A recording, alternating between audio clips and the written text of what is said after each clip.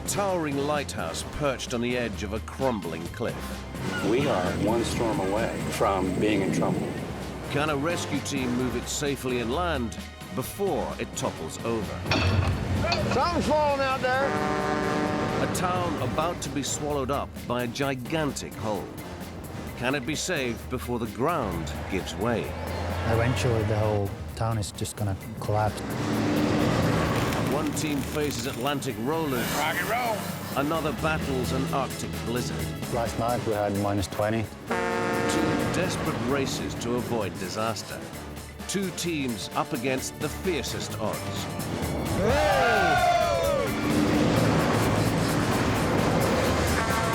Two epic endeavors that will test the nerves of the people who dare to do monster moves.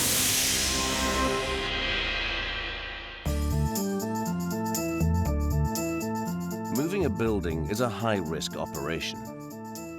Movers must dodge power cables, weak bridges, and dozy drivers to deliver their cargo intact. But sometimes the stakes are even higher. Occasionally, a building faces imminent destruction, and the only way of saving it is to move it.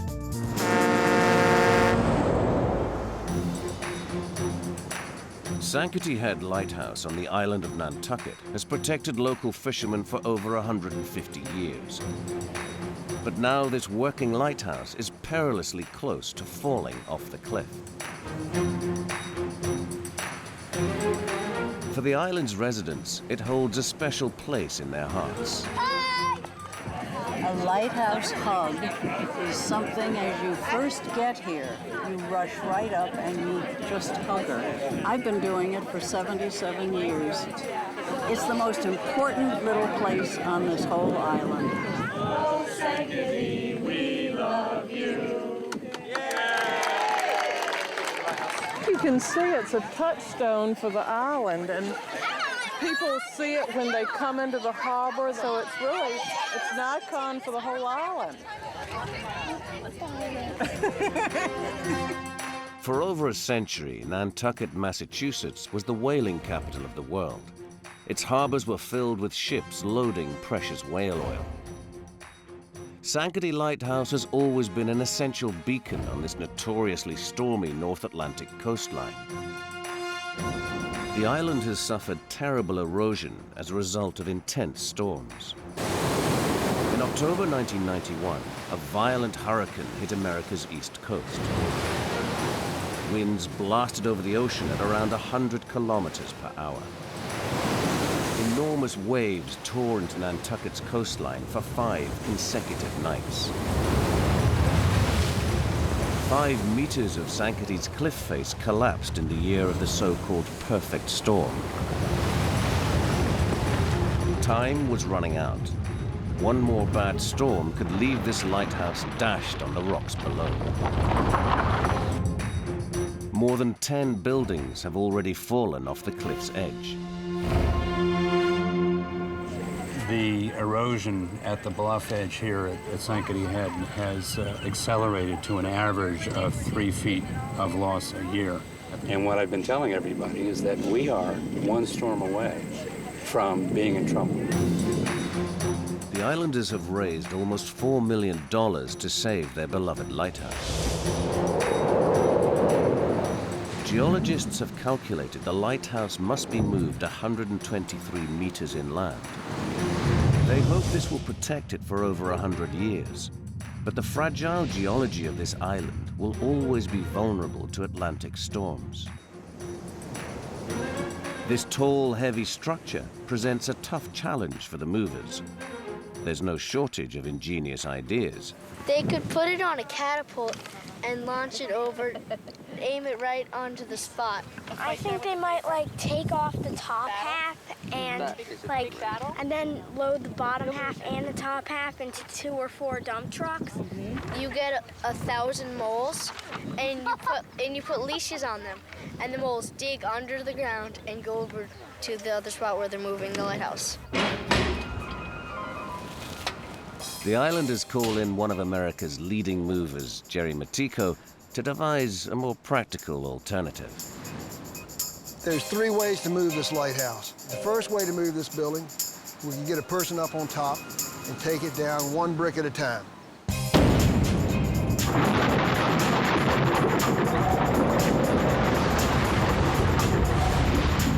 If a structure is too fragile to move, dismantling may be the only answer.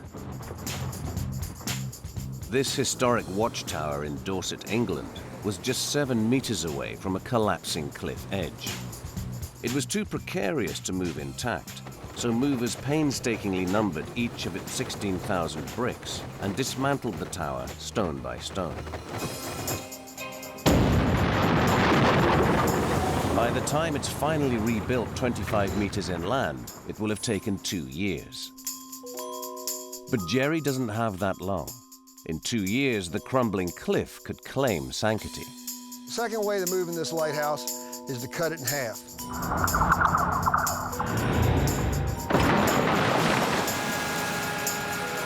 Craning a building in sections is much faster. This method was used in Nova Scotia, Canada, when a wooden lighthouse appeared to vanish into the night. Most residents knew nothing of the Coast Guard's plan to slice the structure in half with chainsaws. The movers quickly loaded the 2 sections into a truck and drove off, leaving the neighbors wondering where it had gone. Eventually, they found it in the grounds of the Coast Guard College 400 kilometers away. After years of campaigning, the lighthouse was finally returned. But Sankaty is too difficult to cut, so Jerry faces the daunting prospect of moving the entire tower in one go. Our preferred method is to pick this thing up in one piece, set it on rollers, take it down the hill, and set it on a new foundation, and we're done. If Expert House Movers doesn't move it, Mother Nature will move it, and I don't think you want that. As the hurricane season is already underway, Jerry is anxious to start. He's given the team 2 months to move this 500-ton lighthouse inland. Today is a momentous day. We are going to close down the light today. And what we'd like to do is raise our glasses to that beautiful lighthouse, Sankaty Headlight, and wish her a safe voyage to her new location. So, hear, hear. De-energized. There we go!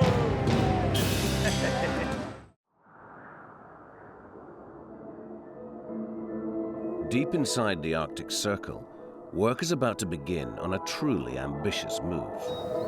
Malmberget is a remote town in the far north of Sweden. In the late 19th century, a chance discovery transformed the fortunes of the town. Far beneath the snowfields and forest, prospectors drilled into the rock below and uncovered huge deposits of iron ore. They established several small mines to dig out the iron.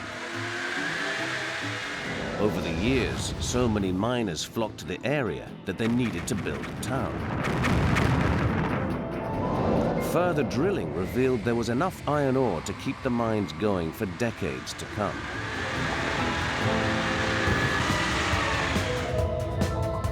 What they didn't anticipate is that some of the richest deposits lie directly underneath the town itself. For the beginning, there were just a couple of shacks, and today we have a quite big community with schools and shops, and I think there are about 15,000 living here. The iron ore under the town forms in seams buried 1,000 meters beneath the earth. They used explosives to extract the iron ore and then brought it to the surface on a giant conveyor belt. As they removed each layer, they were leaving behind a cavernous void. The steeply raked strata of the original deposits meant that the walls of this underground cavern were dangerously unstable. In the late 1970s, the walls of one of its voids became so unsteady it collapsed. The collapse created a giant sinkhole on the outskirts of town. This hole has been getting increasingly bigger, and alarmingly, more sinkholes are appearing all over the area. They are hundreds of meters long and hundreds of meters high. Ironically, the mines that created the town's prosperity could now be responsible for its downfall. Residents like Mrs. Peterson and her family, who have lived here for 16 years, are worried about their future. The mine, it's such an important industry for the whole area, so without the mine, we would probably not be here for long anyway. So from that point of view, I can understand and accept that you need to do something. Further mining risks triggering a geological cataclysm. The entire town could fall into the earth. The only safe way to continue mining is to potentially move over 450 affected buildings to safer ground 8 kilometers away. This will be a town hall on an unprecedented scale. It will cost around $150,000 to move each house, but that's a third of the cost of rebuilding these substantial homes. This will be a dangerous operation. Responsibility for saving the town rests on the shoulders of 26-year-old Andreas Mortensen. No, these are quite big, 2-story buildings. They're a little bit over 14 meters long by 10.5 meters wide. They are quite heavy. The total weight of the building is a little bit over 200 tons. This is a big job. First of all, we're going to move this street, and then we're going to move on further down the mountain towards the town and move more or less the whole of the town. To move an entire town, Andreas's options are limited. He might be tempted by traditional animal power. One of the ways in which you can move these homes would be by reindeer.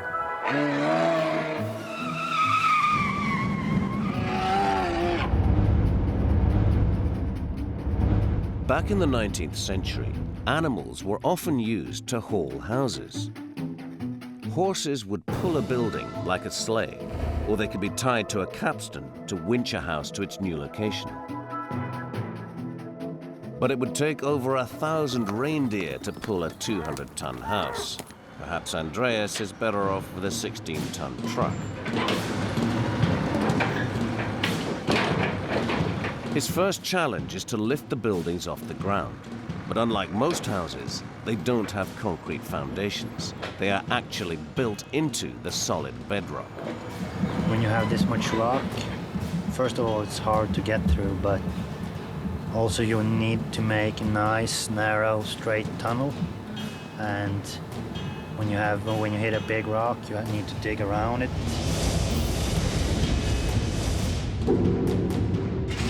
To lift the homes off their foundations, the team must position 7 lifting beams into the bedrock under each house. But before they can insert them, they must dig holes into the tough rock to accommodate the beams.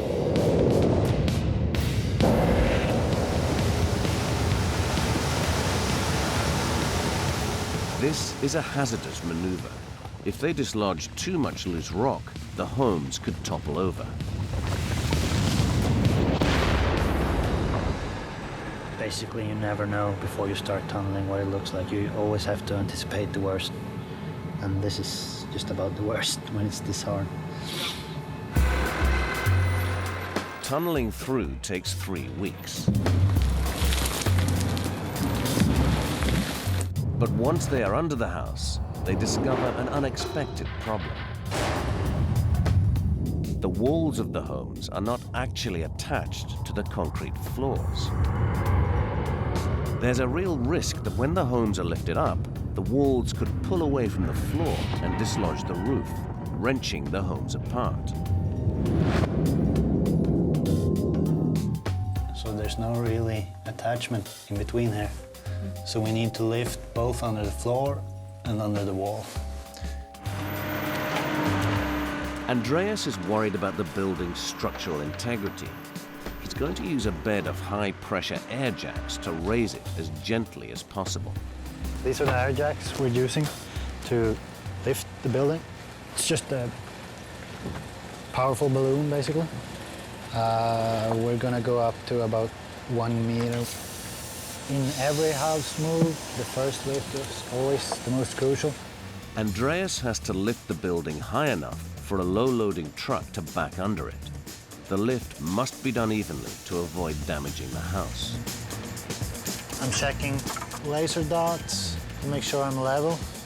Despite all the technology, the only way Andreas really knows if the lift is working is by the sounds the building makes. Just listening for noises, like walls cracking.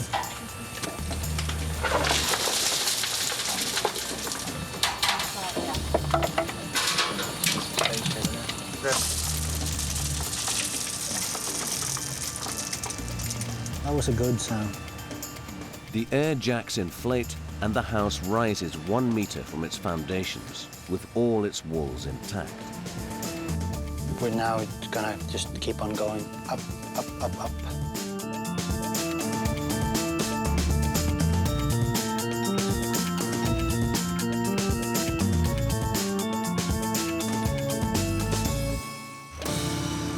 After 5 weeks of arduous work, the Peterson family home is the first to be ready to roll out of town.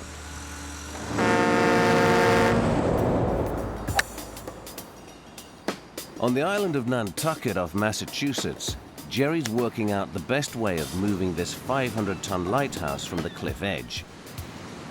Close inspection reveals it's in a fragile state. This is typical of moisture getting behind the paint, the stucco, then it freezes, and then the face of the brick pops off. And then you get more moisture in. And then it freezes, and more pops off. Extreme weather has damaged the structural integrity of the lighthouse walls.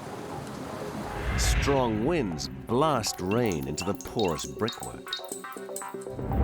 This freezes during the winter, and when the ice expands, cracks form in the masonry.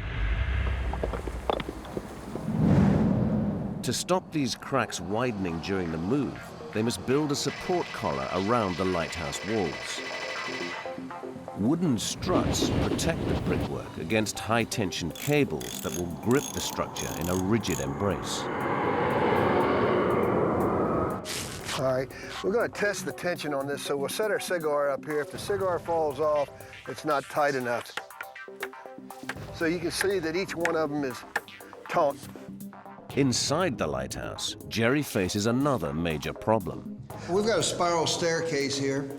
All these steps are cast steel. Now, it's only supported at the base, and there's a hole in this granite rock that the pipe goes into it. The spiral staircase is made of 62 steel steps. They thread like beads along a steel column anchored firmly in the lighthouse foundations. When they lift the lighthouse off its footings, this column will no longer be supported, and the steps could unwind. To prevent this happening, the team must suspend the staircase from the upper deck of the lighthouse. A web of steel cables bind the bottom steps to the top. They're attached to a steel frame under the upper floor. So the entire staircase is clamped rigid while the lighthouse is in motion. And that's just about snug now. The cables are definitely 10 times stronger than what you need. With the building secured, Jerry is now ready to lift it off the ground. A tall building with such a narrow base poses an obvious problem. Jerry works with project manager Joe Jakobic to design a lifting rig. The existing foundation was essentially the size of this circle. And what we're doing is we're increasing the size of the foundation. We're building this support frame underneath it.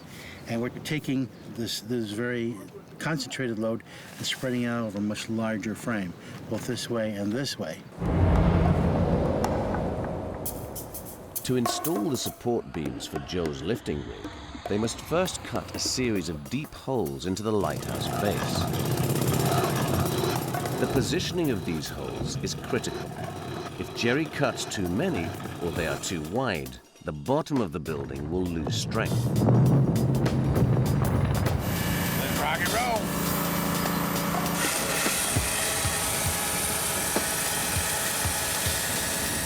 The walls are over 1 meter thick, and so tough that only diamond-tipped chainsaws will cut through them. It takes 2 weeks to cut 10 holes through the solid brick walls.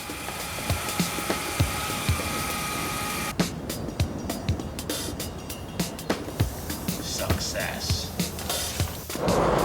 Now they're ready to insert the steel beams that will support the entire weight of the lighthouse.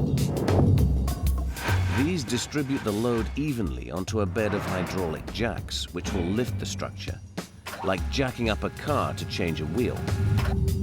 When they raise up the jacks, they're gambling the building will break away from its base along a clean crack line. But if the bottom is left with jagged edges, they could snag on the bumpy terrain ahead. Run low, up around the beam, wrap it around the beam. When they thread through the beams, the structure is at its most vulnerable. Any mistakes, and the lighthouse could topple over. All done. It's another day in paradise. We'll pick up on the lever for lifting, raising, and when my gauges quit raising, when they hold steady, that means the building's coming up. With such a tall, thin structure, it's vital the lighthouse remains perfectly level throughout the lift. Jerry knows the slightest lean will tip the building off balance. Mike, you ready to get up? Okay. Coming up, guys.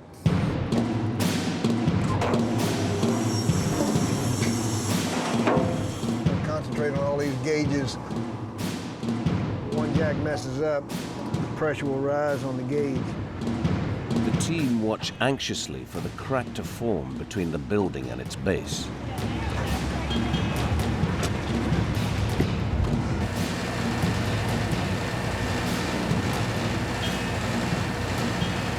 Separating on the bottom, Jerry. Let me know when you get 7 inches.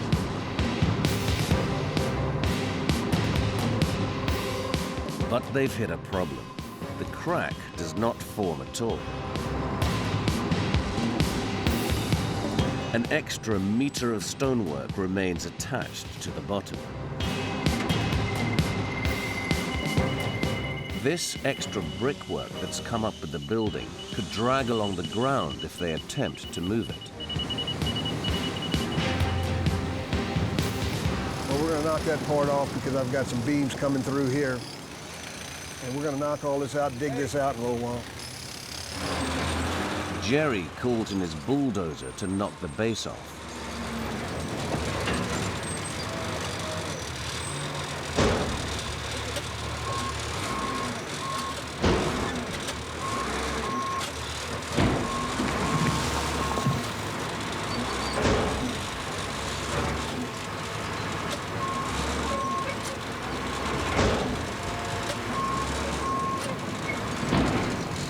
But Mike sees that each time they ram it with the 15-ton bulldozer, the whole building shudders ominously. Their only option is to remove the base by hand. Looks like get your electric jackhammers out, boys. As they hammer away at the base, they know there's 500 tons of masonry precariously suspended above their heads. In the mining town of Malmberget, Sweden, it's now August. After 5 weeks' preparation, they're finally ready to hit the road with the Petersons' house. This is a critical day.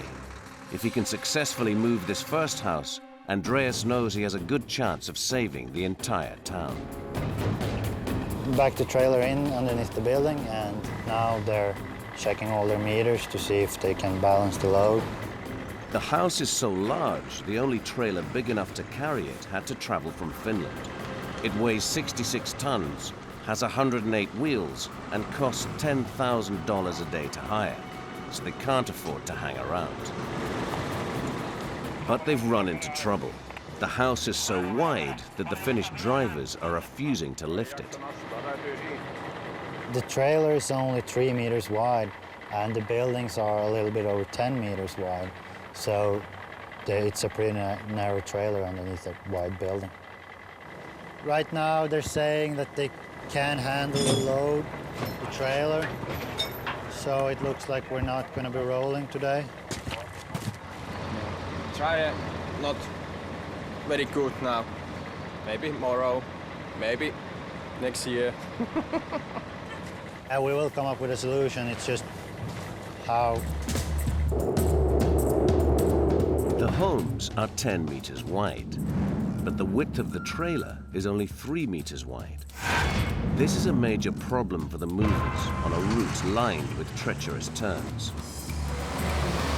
If they round a corner too fast or the trailer tilts more than 5 degrees, there's a real risk that the homes could slide off.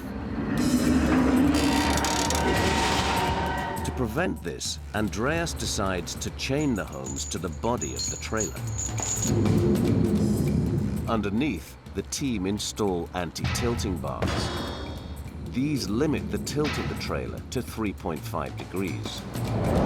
But the team must be vigilant.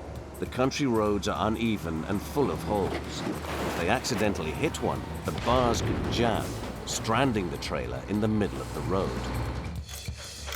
Once they've tied the house to the trailer and welded the anti-tilt bars in place, the move is finally ready to begin. But the route ahead will not be easy. We're halfway up on a mountain, so it's downhill for the first part. We have to make sure that we're going nice and slow and smooth around corners and no sudden movements.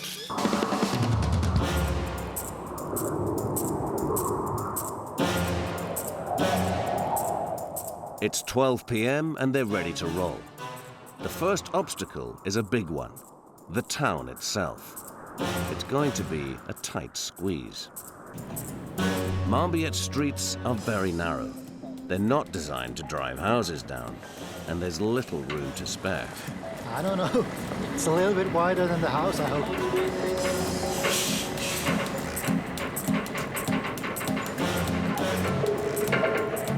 It's an anxious moment for Mrs. Peterson as her house edges past. It's unreal. Strange, very strange. It's hard to believe that they actually dug it up and are moving it.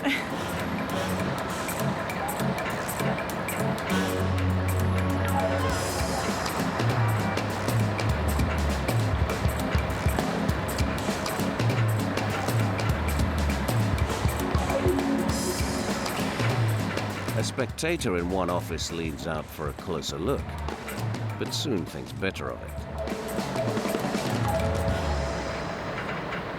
The heart-stopping squeeze through the town takes 4 hours. But 5 kilometers into the 8-kilometer route, they must negotiate their next major hurdle, a narrow bridge. Now we have the next problem here, and it's this fence, so it's 130 high, and the trailer can lift 140, but this house is so heavy, so maybe it's going to be close. The movers know the house is much wider than the bridge, but they thought it could overhang each side. They overlooked one thing. The bridge has fixed railings that are 130 centimeters high. Unfortunately, the house rides only 110 centimeters off the ground. The only way to cross the bridge safely is to raise the house by 30 centimeters or more. This will have the unwanted side effect of lifting the anti-tilting bars to a dangerous level. If the house rocks crossing the narrow bridge, there's a real risk it could tilt and slide off the trailer. The whole move could be derailed by just 20 centimeters of railing.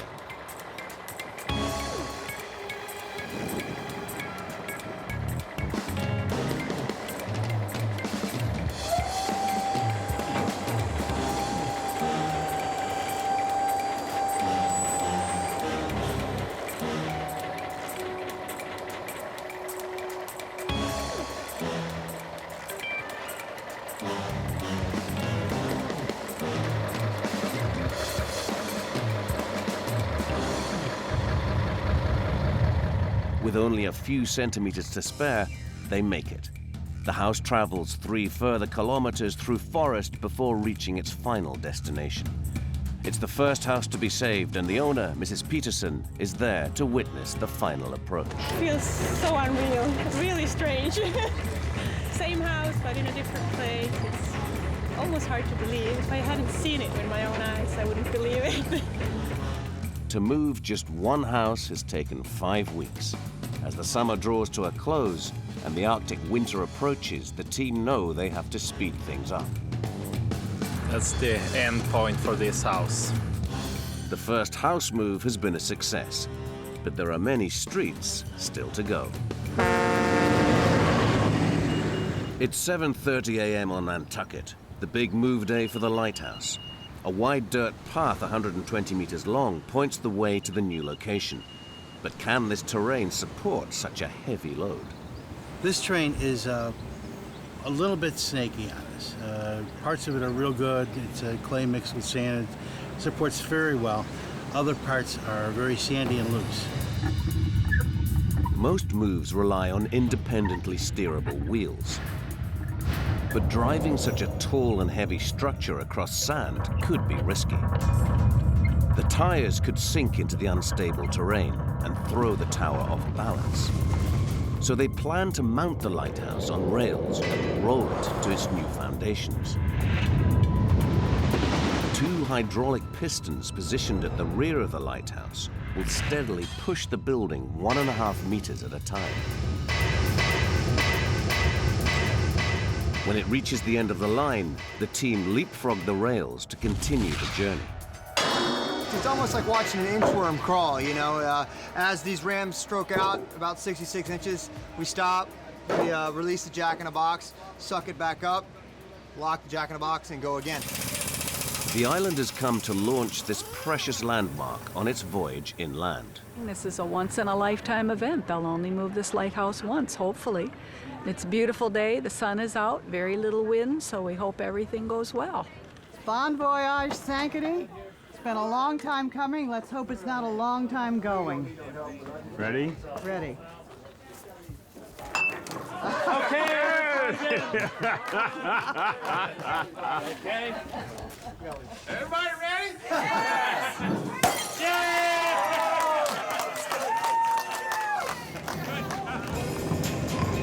There she goes.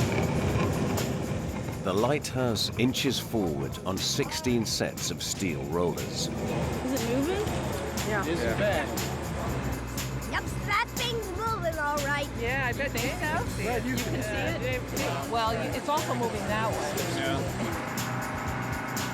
2 pistons at the rear provide the pushing power. But progress is extremely slow. It takes 2 hours to move 1.5 meters. The islanders are getting so impatient, they grease the rails with whale oil in the hope of speeding things up. Here we go, Betsy. I think you need to spread it a little bit. Y'all been going so slow. Okay, Betsy doesn't think we're doing it the right way. Good. There we go. I hope it doesn't work so well that the lighthouse ends up in the middle of the golf course. Let's see what happens.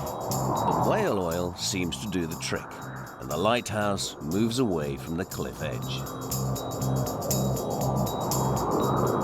Every 12 meters, the team leapfrogs the rails to keep the lighthouse on track. Each beam weighs almost 3 tons and would take dozens of people to lift. Even with a bulldozer, it's a time-consuming process.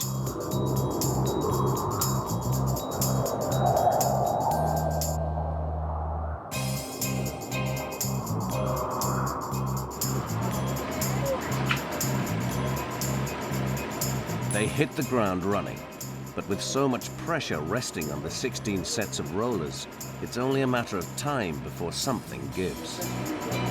Watch your rollers, it ain't fitting.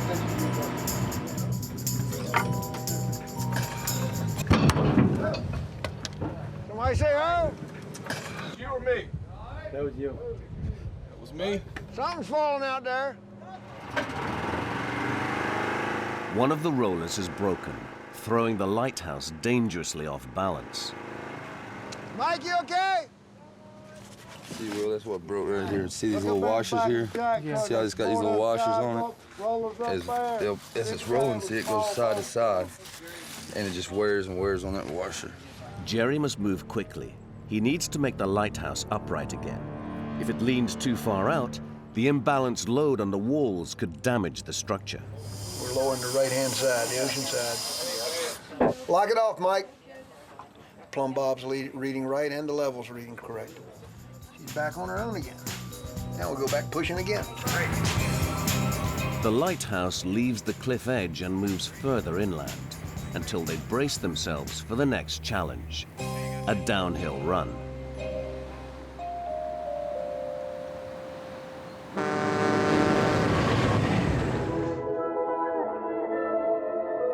In Sweden, Andreas and his team are now moving one house every 2 weeks away from the ever-present danger of the giant sinkholes.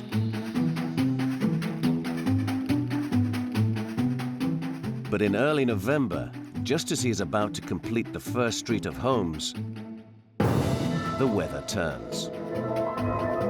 They must press on despite the extreme conditions if they're to save the town before it's devoured by the collapsing mines. It's kind of cold and icy roads and a lot of snow.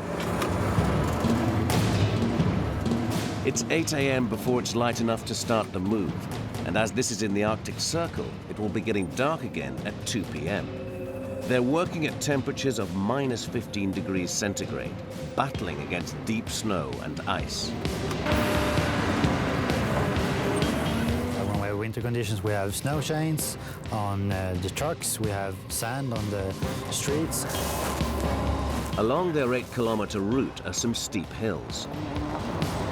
Andreas is concerned that on the steeper slopes, the heavy houses could slide out of control. The downhill sections, you need extra brake power for to brake the load.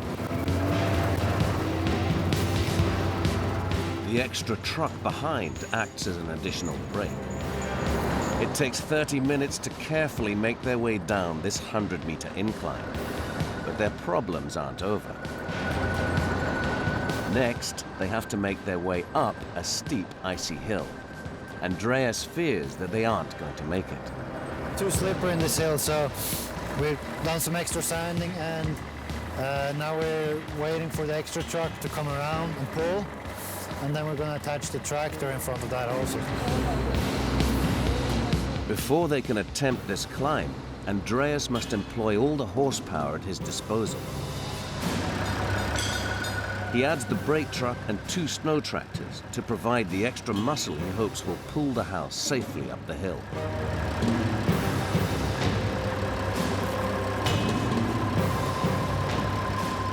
Almost 2,000 horsepower pulling the building up that hill.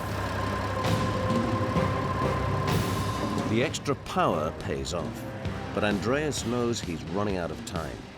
In deep winter, temperatures can plummet to minus 40 degrees centigrade.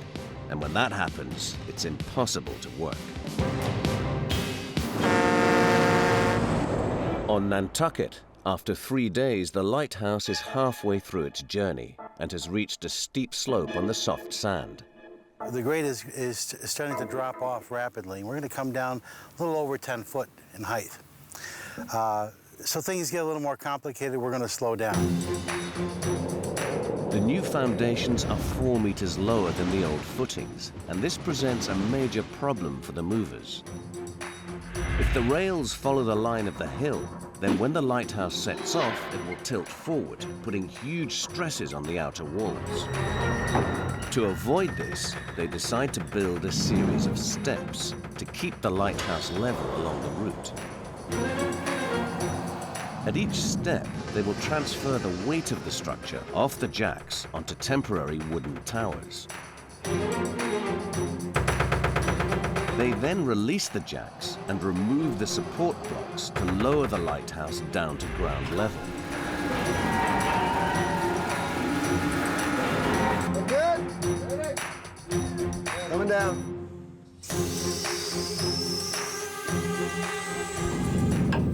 That's what that noise is. It's going down. It takes 3 hours to lower the lighthouse down the first step. Once the rails are resting back on the wooden towers, they can transfer the lighthouse's weight to the jacks and begin inching it forward again. Every 15 meters, they repeat the lowering routine. With just 30 meters to go, Jerry will need to fine-tune his finale. This last part, we're really going to have to get these roll beams just right. Even though we'll have a plumb bob in the center, if the roll beams aren't correct, it won't be on the mark. And we only have a couple inches to play with. The lighthouse is now only 9 meters away from its new foundation. If the tracks are even slightly off course, they will miss the target, and reversing is not an option. You have to keep your guard up right till it's down to where it's going to be for 100 years. After 9 days of pushing, the final destination is tantalizingly close. We're getting closer and closer. Keep on going. It's all running straight. Everything's going just like the plan.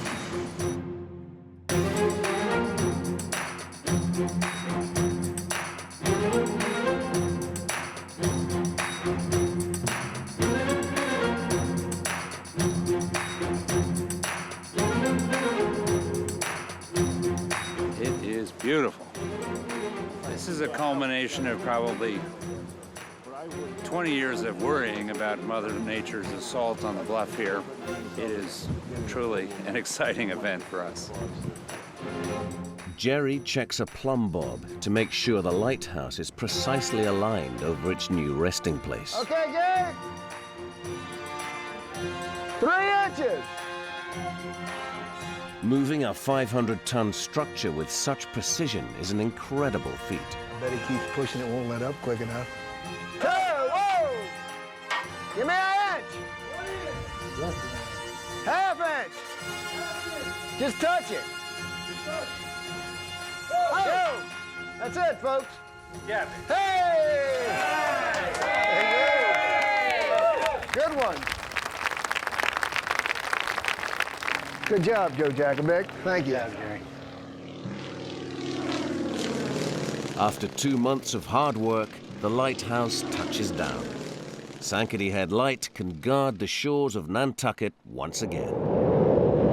But the town move in Sweden is far from over.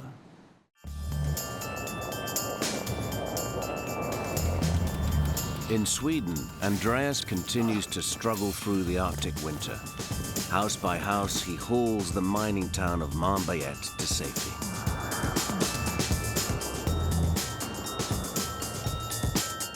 Conditions are increasingly harsh, and there are only 6 precious hours of daylight to work with, so every house move becomes a battle against the elements. We got about 50 centimeters of snow and minus 15 Celsius. No sooner do they clear the snow, they need to clear it again. It's a relentless operation, but Andreas has no choice but to carry on if he is to save the town from collapse. The precision required to reverse the houses onto their foundations is made even more difficult by the icy conditions. For Andreas, the end of the long haul is in sight. Today we're moving the last building.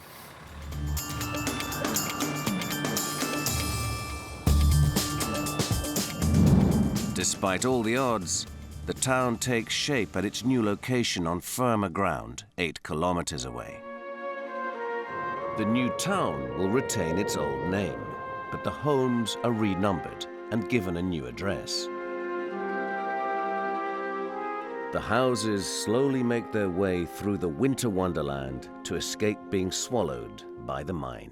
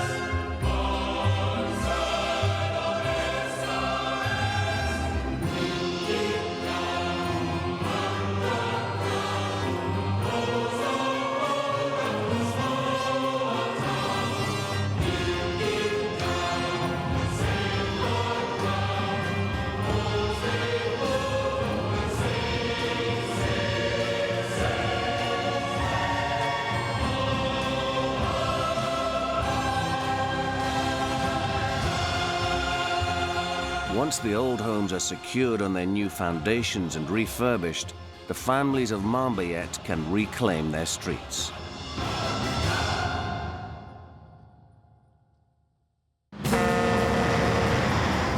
A colossal golf clubhouse built entirely from timber. Cracking and creaking. I'm waiting for something to go pop. Can a Canadian team haul it almost 40 kilometers to the golf course without shattering it into matchwood? Get back! Get back! A historic farmstead of timber buildings more than 150 years old. A building of this age is a valuable, precious antique. Can an American team move these fragile structures up a steep hill without them falling apart? Both teams face severe storms. We've got a major problem here. They're calling for an inch of rain. And serious setbacks. Two unwieldy wooden wonders. Two teams with a mission to move them. Two epic endeavors that will test the nerves of the people who dare to do monster moves.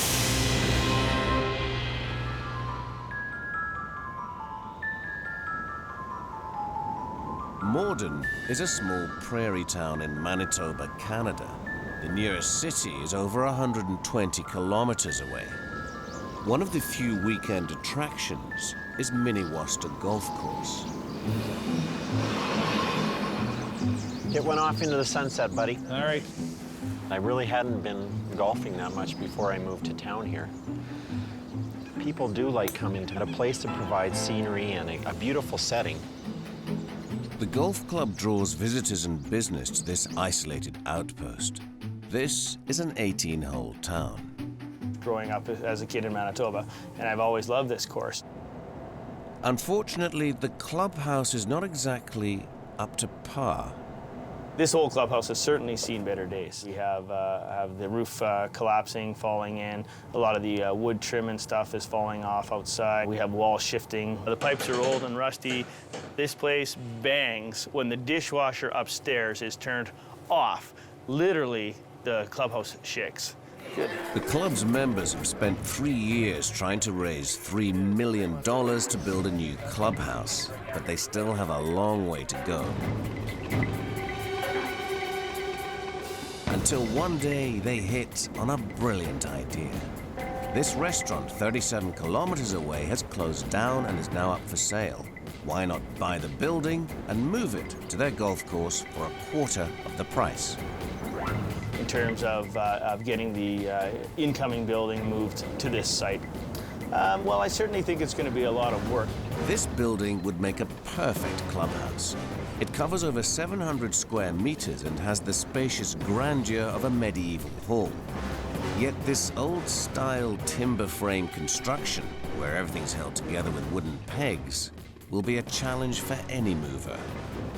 If the plan works, this could turn Newly-weds into the Glen Eagles of Manitoba. Well, I couldn't be more excited about the arrival of the new clubhouse. We'll have one of the best facilities in the province. It'll be a 12-month facility, which is something this town needs. To reach the golf course, it's a long drive for this large wooden hall. Almost 40 kilometers across difficult terrain, through deep valleys, and onto the golf course itself. An ambitious undertaking. Club members decide there's only one man for the job, local heavy hauler Harold Minty. We've got to trick this building into the thought that it's still on this concrete when we're ready to go. Size rarely scares Minty, but this is a mammoth structure to be rolled down rural roads. There's basically 3 ways that this building could be moved, and one is to load the building up and transport it in one piece. It's best to move large buildings intact to preserve their structural integrity. The owner of this house in Montreal shunted it across his garden to make room for a garage. This was a short route with no obstacles, so moving the complete house was easy. But this timber-framed hall is much too big to move in this way. The next scenario is to disassemble the whole building.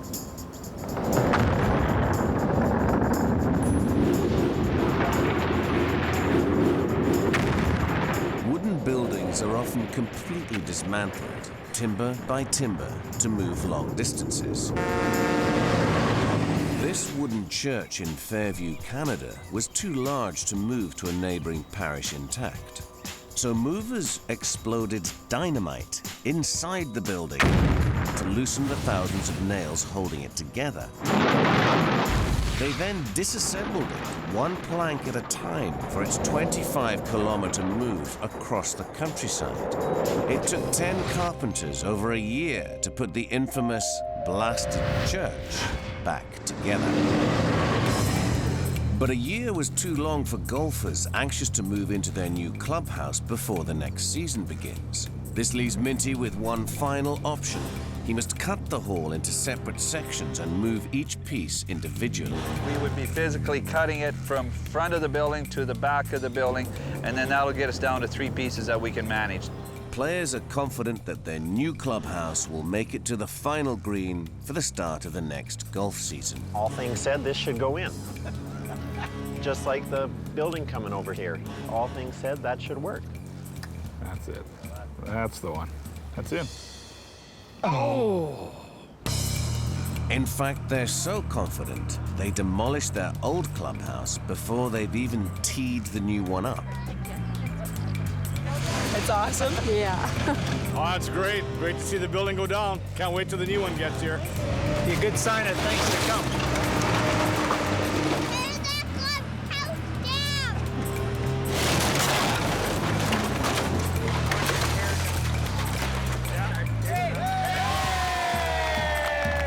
For Chris and Minty, this is a high-risk strategy. If the new building doesn't make it, the golfers could be left with nothing at all.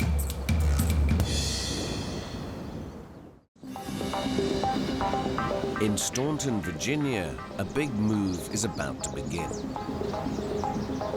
Back in 1832, the grandson of a German settler named John Barger built this classic colonial farm. The buildings now form part of Staunton's Frontier Culture Museum. They are some of the last remaining structures built by pioneers. When I think about John Barger, who is the man who built the American home, he did that with a few horses, a wagon or two, probably a lot of friends. His vision was he wanted life to be better for his family. So the American farm as we see it today was his dream.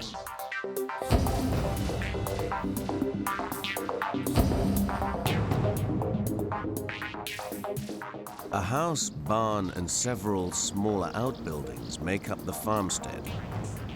But visitors don't flock to the museum like they used to. We need to regenerate. We need to enliven ourselves to attract new people and at the same time generate an additional amount of revenue for the museum. The village is tucked away on the outskirts of town, so potential visitors drive past unaware of its existence. Currently, the American farm is nestled in a hollow. Its buildings are sort of co-located and sort of protected in that hollow. To save the Frontier Farm, curators Peggy Sheets and John Avoli have taken a brave decision. They will literally raise its profile in front of the highway. We're going to move it across the property. It's going to sit on top of a hill. It's going to be visible to thousands of eyes every day. Imagine driving down Interstate 81 and 64 and all of a sudden you say, wow, what is that? Well, it's an 1850s farm. It's a 1720 log cabin. And it stirs your curiosity. You know, all of a sudden you're there, say, gosh, there it is. You know, let's go look at it. The Frontier Farm lies over a kilometer away across boggy, undulating countryside. Hauling these wooden farm buildings to the top of the hill will definitely require some of that old pioneering spirit. For the museum's curators, it's a $200,000 gamble.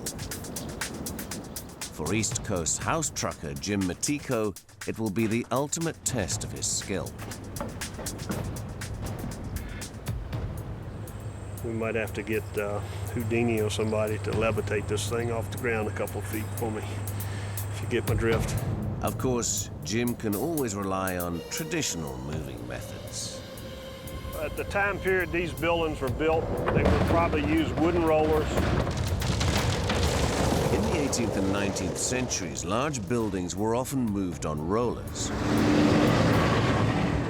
In 1869, movers relocated this 7-story brick hotel in Boston, Massachusetts. They positioned 900 steel rollers beneath the 5,000-ton hotel pelham to slide it 14 feet, just to widen the busy street. Incredibly, the hotel remained open throughout the 3-month move.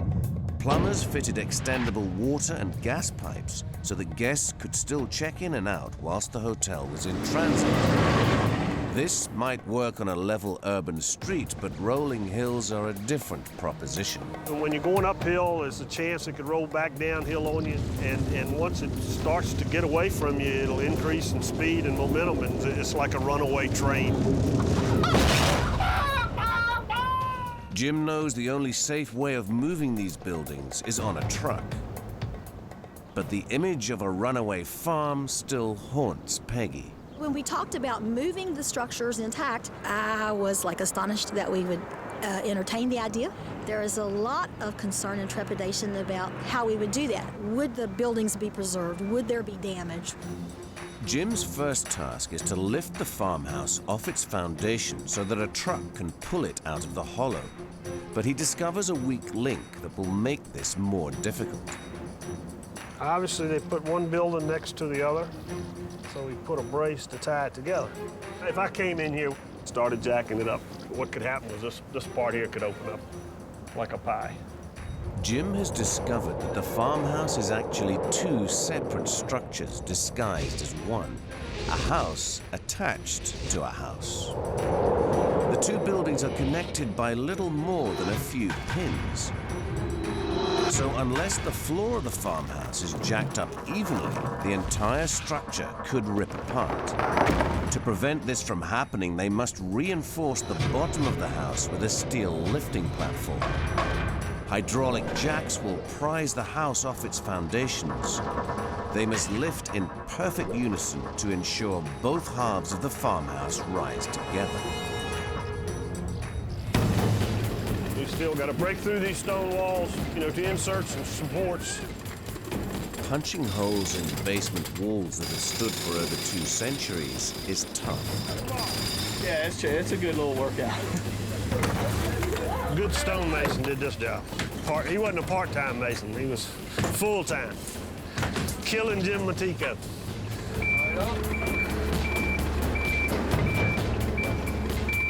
But just as the lifting rig takes shape, Jim runs into an immovable object. This is the mother of all load of stone. We got a hell of a load right here. Probably one of the most difficult parts of the move is supporting this massive stone fireplace.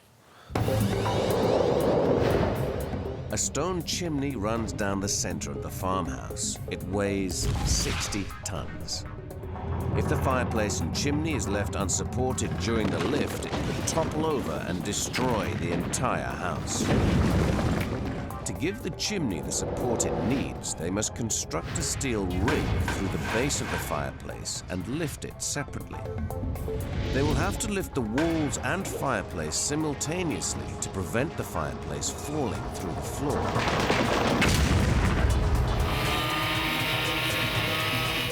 We call them needles. It's just another support beam for the chimney. They position 10 lifting jacks underneath the beams. We want to get everything right because we're getting ready to come up.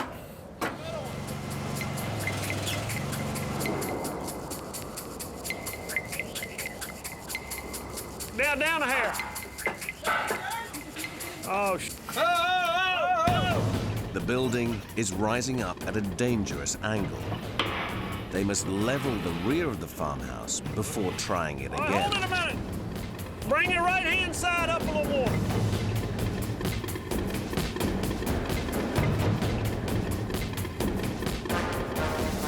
Oh, I think that's pretty close.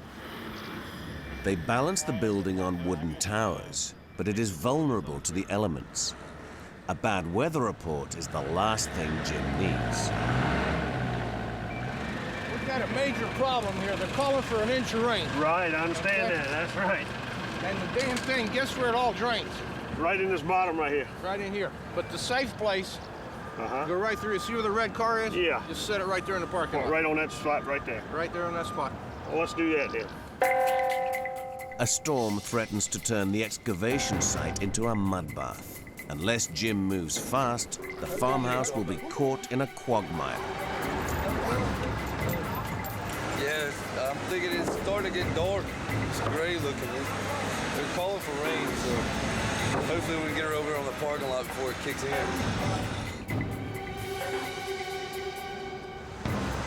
Now it's full speed ahead. They dare not move this fragile homestead any faster than walking pace. The slightest jolt could trigger it to collapse. Halfway to the parking lot, they get their first taste of Virginia mud. Easy! Oh, good on roll 16. They daren't stop or slow down. If they do, the truck wheels will sink into the clay. Oh boy, I stopped at the wrong time, I guess. Hot, though. Yeah. Watch that chain in case it breaks. It'll pop you good.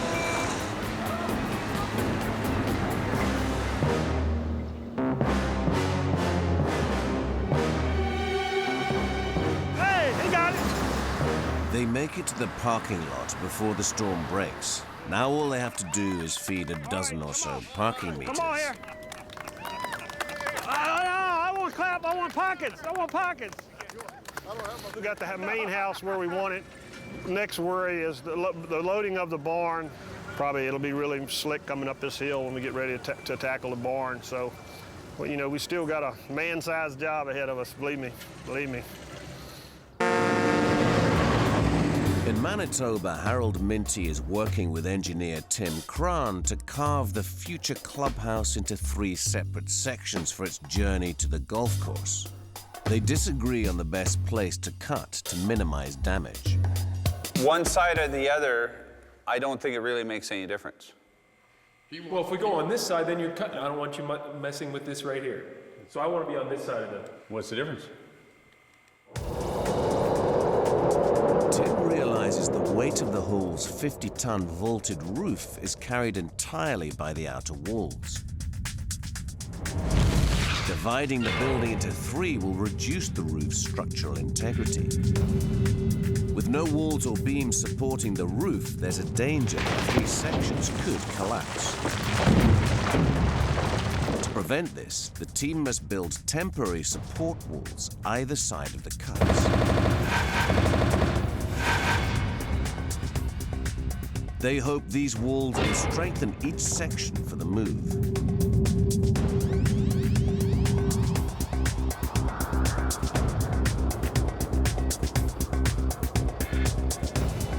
Once the support walls are in place, the team brave the icy roof for some circular saw surgery. This is the first cut. It's vital they make clean cuts through all beams and joists. If the 2 halves remain joined anywhere, it could cause serious damage when the wings are pulled away. If you look underneath here, you can see the wall exactly where it's going to be separated, like this from that. But just as they finish cutting, they notice something alarming. Here we've got a slight little problem. The building seems to be spreading.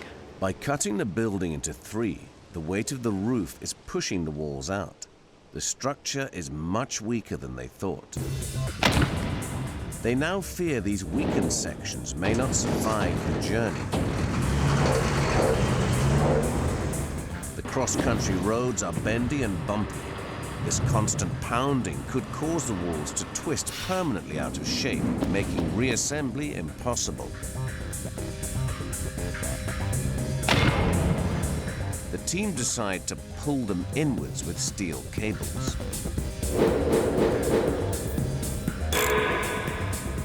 They must tension them so that they're taut enough to hold the walls in place, but not so tight that they implode. How are you? using the cables, we're squeezing the building together, so hopefully it'll keep carrying along as long as this timber bolts up to the pressure. Minty's foreman, Rick, listens for the telltale warning signs. Cracking and creaking. I'm waiting for something to go pop. Okay, I tell him to hang on a minute. Things are still cracking here.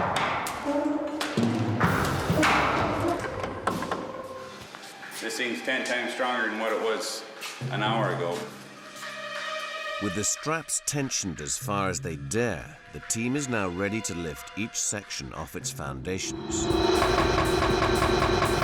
The first task is to build a lifting rig under each section. But the wooden walls are flimsy and weak. There's a risk they could tear apart during the lift. To avoid damaging the building, they will build a steel skeleton inside the walls to provide a rigid frame for the lifting rig. Unfortunately, just as the 5-ton beams arrive, so does this year's first snow.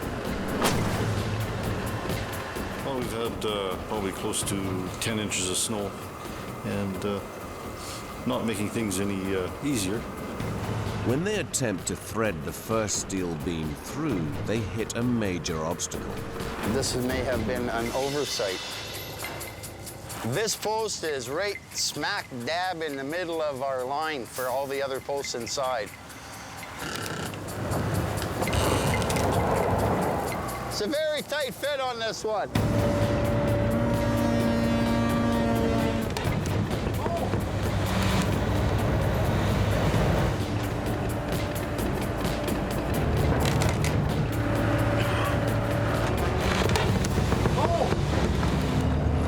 What are we, Marsh? 14.4. Now we can get the next one in, and hopefully it'll be a little easier.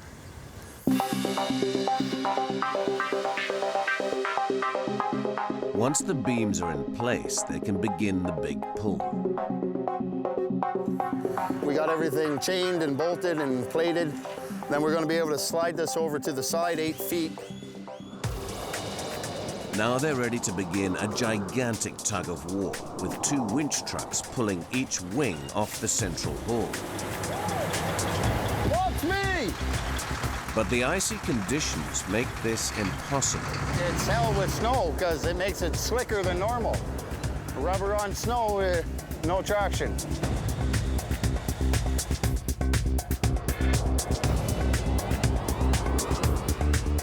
After almost 2 hours, the drivers gain control and the wings pull away cleanly. Okay, good. It's taken 3 months to move just 3 feet. Tomorrow, the fragile building must survive a 37-kilometer cross-country trek. In Virginia, storms threaten to wreck Jim Matiko's attempt to move the frontier farm up the hill. They've brought the farmhouse to a parking lot, but before they can move it any further, they want to lift the outbuildings off their foundations. We have a wooden timbered structure with logs stacked one on top of each other. Some of the logs are getting pretty old and they're brittle. They've been weakened. The barn is built from more than 1,000 interlocking wooden beams. The beams are over 10 meters long and weigh more than 1,000 pounds.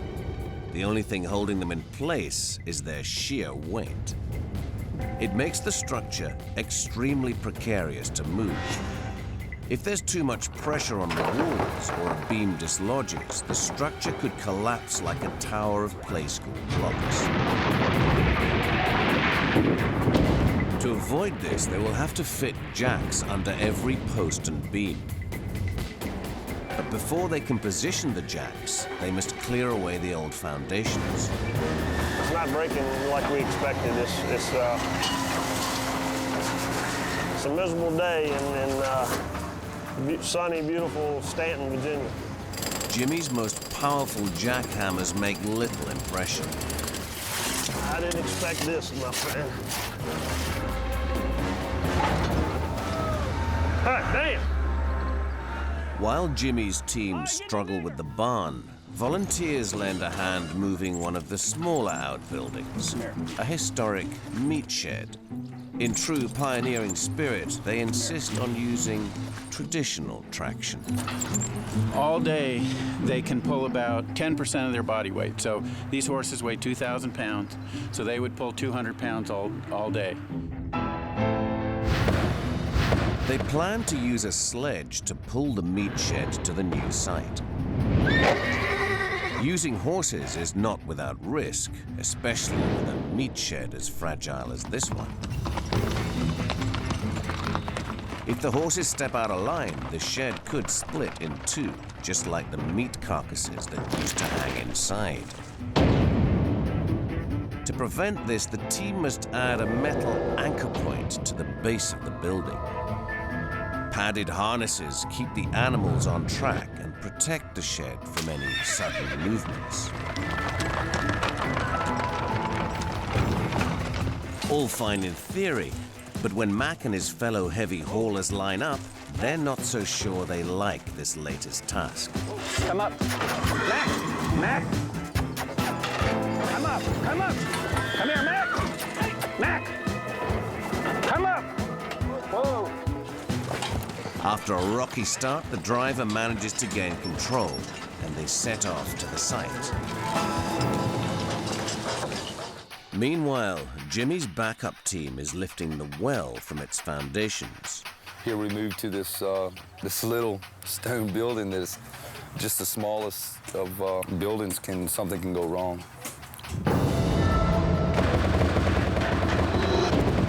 This well is built from heavy stone blocks, so although it's small, it's incredibly dense. The concentrated weight makes it hard to lift. If a hydraulic jack raises too quickly, it could dislodge a rock.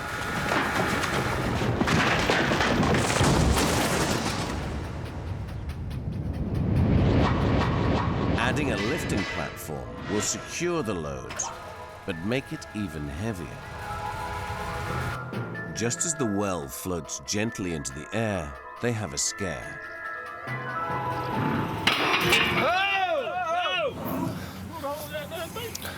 She caught right here, I bet you. No? One of the jacks has failed. These two jacks, the tops are welded on the top of them, and for some reason it top blew off of it. Small buildings can be big problems. That's right. Well, all's well that ends well. Meanwhile, over at the barn, Jimmy's slowly winning his battle with the concrete. This is like a Blue Monday for us. Nothing's going right according to plan. It takes over a week of battering before the barn is finally free. What we're doing right now is kind of put some pressure to it, but we don't want to put too much. Give me a little more pressure. Bring the far side up a hair. Yeah, roll that one.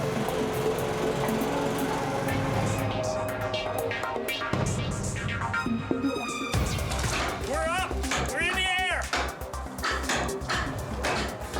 At last, all the outbuildings have been lifted free of their foundations. Now all Jimmy has to worry about is how to move them across countryside that looks like a roller coaster. We don't want it to, do a downhill.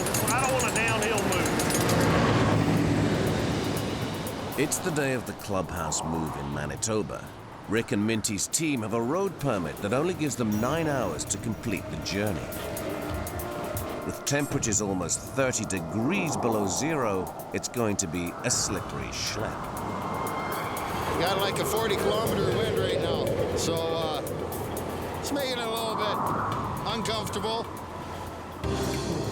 Their first challenge is to take the building down to the main road.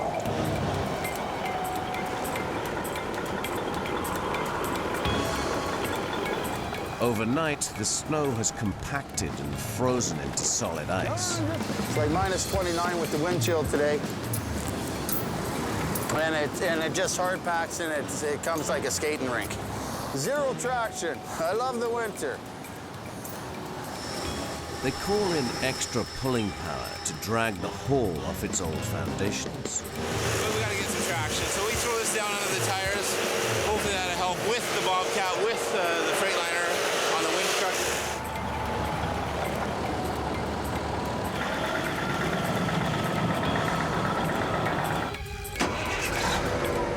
Although the road is only 800 meters away, the old site's driveway is too narrow to accommodate this convoy.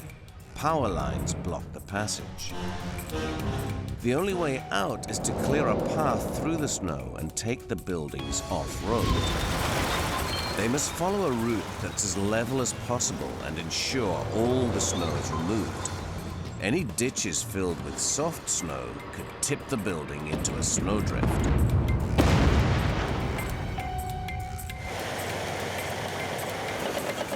We're just going to pull a big Huey and then head out into our road across the field. Well, finally, after 9 days of bolting, chaining, sticking steel in, we're finally rolling down the road. It feels good. They pick up pace, but just as they turn the corner onto the highway, disaster strikes.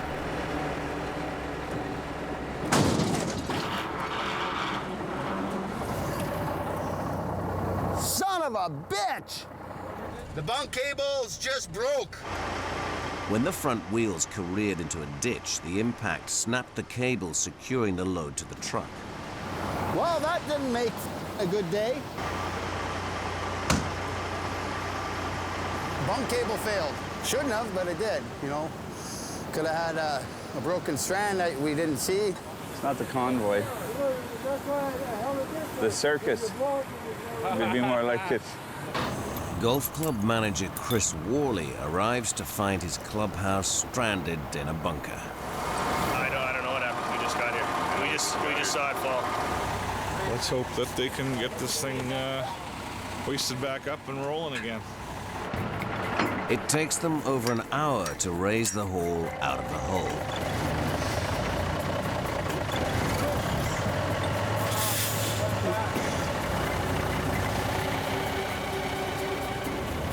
We're going. We're good to go now. It's 2 o'clock before they make it to the open road. They now have only 3 hours before their permit expires. I don't know. We'll see how it works out because it's glare ice basically coming up that hill. The road ahead passes out of the valley up a hill with a gradient of 12%. If the trucks start skidding, their loads could be dislodged.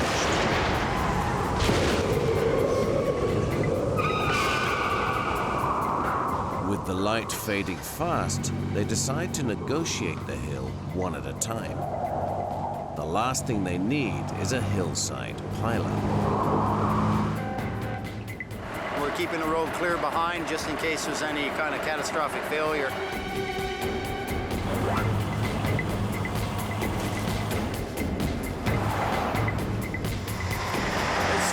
It's taken a little bit of time to get all 3 sections up. Pretty slow, pretty heavy pull there for that grader.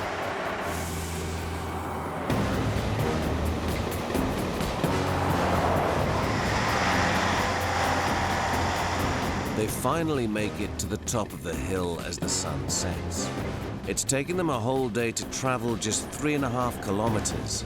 Their road permit has run out, and the weather forecast for tomorrow looks worse. In Virginia, the weather has also taken a turn for the worse as Jim Matico's team prepares to move the Frontier farmstead. I don't like it snowing on my parade. It really, we're gonna have a hard time getting up the hill. It's gonna make a mess. Jim makes sure they enjoy some farmhouse comforts before hitting the road. Anytime you come to the mountains, you better be prepared. And so we've got a little fire going to kind of get things warmed up a little bit. We got a good fire going. Now, hopefully, we're gonna have a good move. How about that? Despite the icy weather, the locals are curious to find out how an entire farm can be transplanted. I'm just worried if it's gonna fall apart. So I got my money on you. Okay, all right, okay. Don't let me down. This is what everybody's been waiting for. The big move.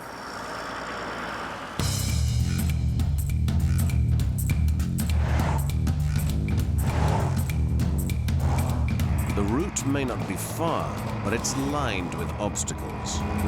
I'll overlook this light we got here. Let's get this way a little bit.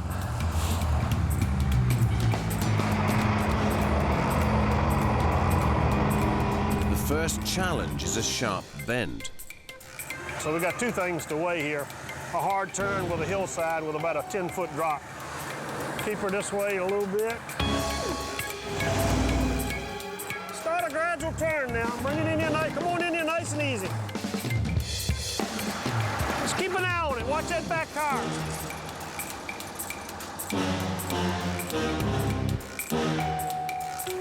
Man, we look like we know what we're doing. Ah, damn.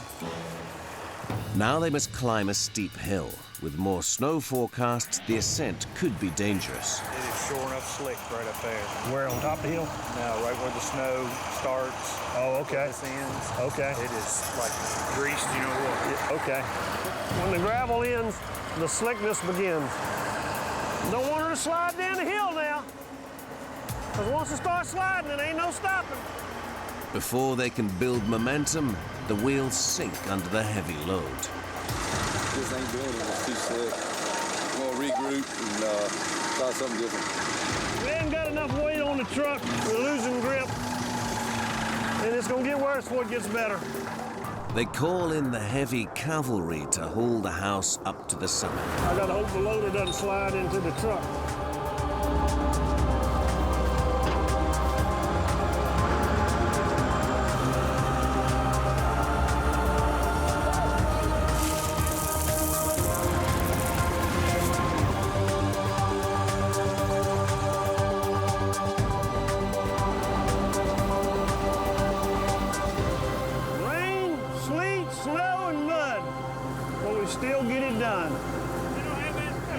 The farmhouse has made it, but as the blizzard thickens, they abandon plans to move the rest of the farmstead today.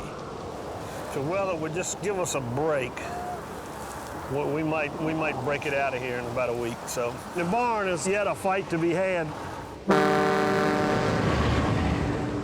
It's day 2 of the clubhouse move, and police have extended Minty's road permit for a further 9 hours. They have over 30 kilometers to drive today, but highway manager Glenn Szyskowski thinks conditions are too dangerous for such a large load. Waiting on fog. Visibility's too thick. It's mid-morning before the thick fog clears. What's the good news? Let's rock! Laura, you start stopping them right away so we can clear that 4 miles. I'm starting right now. It's moving time. There you go. They're off and must travel as fast as they dare to make up lost time. Oncoming traffic faces a monster looming out of the mist.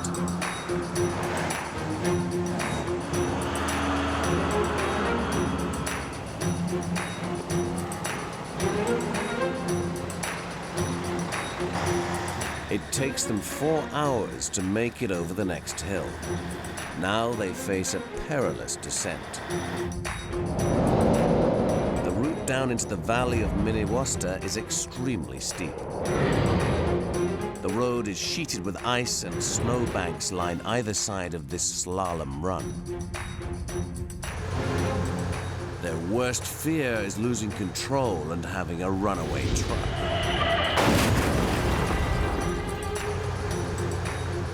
The drivers face a series of difficult, sharp turns. If they don't start turning at precisely the right moment, they could end up trapped in a snowdrift. And reversing is not an option in these Arctic conditions. The golfers gather to watch their new clubhouse attempt the turns. Everybody's so excited. There's been a bunch of people watching. It takes an hour to haul the first piece round this bend. Minty must move the second section faster before he loses the light. Well, we're getting close to the end, but like they say, you got to be close. When you're getting close to home, that's where most accidents happen. Okay, get back, guys. Get back. Just as they turn the corner, the driver loses control. Get back! Get back!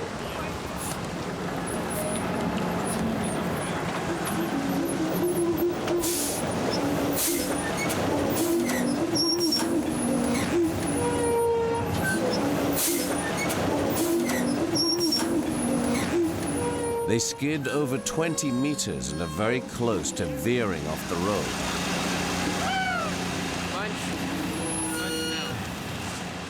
This goes to show you, you need traction, traction, traction when you're dealing in the ice and the snow. And we just didn't have enough of it down here, and that's what happened. The building started pushing the truck. At that crucial point where the truck's starting to turn, we'll have to bring in something heavy, strong, steel to pull us back to get out of the situation. From now on, they will cover every icy patch with gravel. Yeah, it'd get back pretty good, because if that snaps, just watch yourself.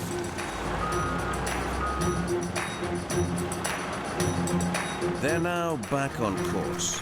They may have missed the hole-in-one, but they still hope for a birdie, despite their handicap. Rock on, man.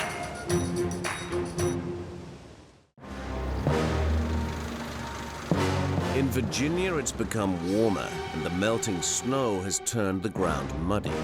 Just what Jim Matiko needs as he prepares to perch the barn and well on the summit.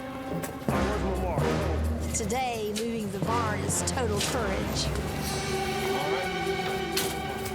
Get the hoses hooked up. I gotta be the one that mushes the troops all the time, cracks the whip. The barn must be kept level. If it leans out too far, the loosely stacked log walls could collapse.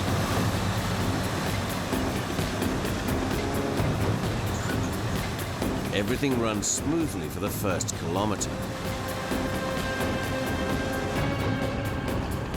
But as they approach a tight corner, they hit a major glitch. Hey! Let down! Look, if you look at the back tires, an inch or two off the ground right now. The tire's off the ground! The barn grinds to a halt, and the right side suddenly starts to sink into the mud. What have I got myself into? All right? Luckily, a local farmer comes to the rescue. We may all have to get behind and push.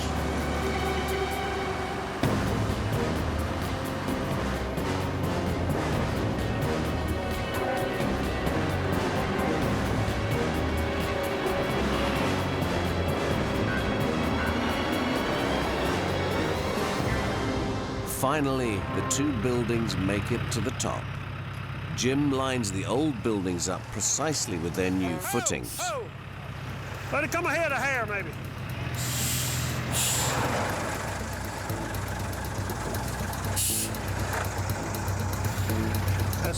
That's good as Jim Matiko can do right there. All right, guys, block the dollies off. What is that? Block them up. Yep, that's it. That's it. Hallelujah. Have mercy. Oh, Lord. The Frontier farmstead is saved. In the spring, there will be a grand reopening in full view of the highway. In Manitoba, Minty and Rick are on the last round of their 37-kilometer journey with the new clubhouse for the old golf course. Hit the dusty trail, high gear wide open down the highway, and get the heck out of Dodge.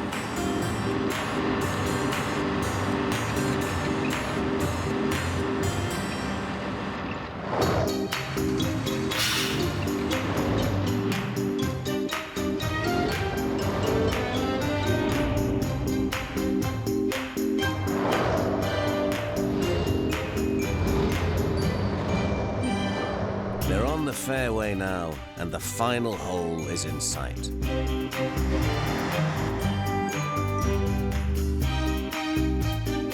But will they be able to tee it up with the required precision? I have never seen anything quite like this. Probably never will again. You don't want the building to just snap the cables and fall off. That'd be bad.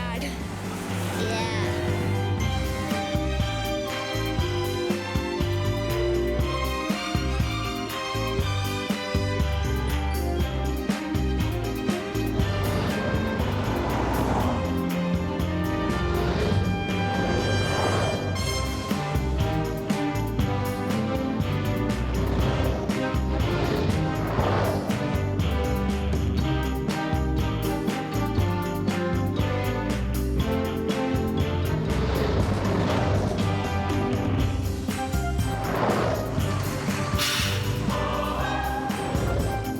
If they can make it through the Big Dipper section of the route, they will have overcome the biggest challenge.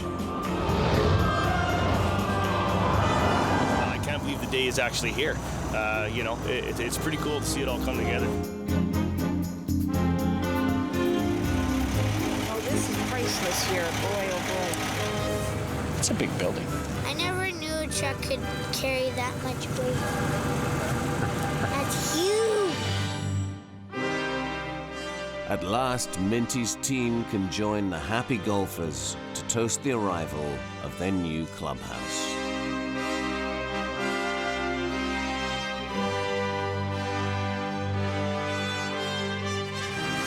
Well, all There three you go. pieces down. There's your Christmas present There for we the go, year. yeah. Everything's down here in one piece, or three pieces as it were, so we're in good shape. Couldn't be happier.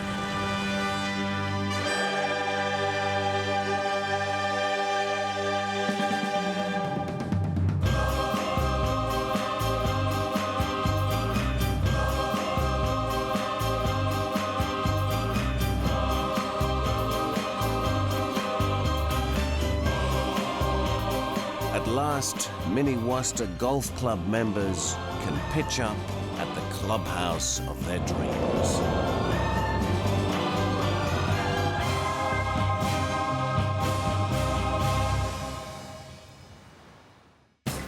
A historic mansion block weighing over 700 tons needs moving through a city. You gotta know what you're doing or somebody's gonna get killed. Can a team save this architectural gem in the biggest move of the year? God down, Dad! God damn it, somewhere, A vintage aircraft from World War II. Look at it. You see the amount of corrosion here? Can this disintegrating plane survive a grueling 54-kilometer journey? The crews face nightmare traffic. This time of night, people have been drinking. They get a little more aggressive. And muddy miscalculations. If it rains, we're set for doom. Two huge historic hulks. Two teams with a mission to move them. Two epic endeavors that will test the nerves of the people who dare to do monster moves. Des Moines sits in the heart of rural Iowa. It's one of the fastest growing cities in America's Midwest, with agricultural and financial businesses buying up land. Less than a century ago, Des Moines was a small prairie town, a farming community with strong family ties. Today, there's hardly anything left of the old city. The Merillo Mansion block is one of the last historic buildings to survive. And it too is scheduled for demolition to make way for a corporate headquarters. We knew it was in jeopardy. We've known that for a while, but we figured we had maybe a few years to work on some kind of a preservation plan. We found out, though, that recently we had 4 months. Built in 1903, the Merillo is a rare example of classical revival architecture.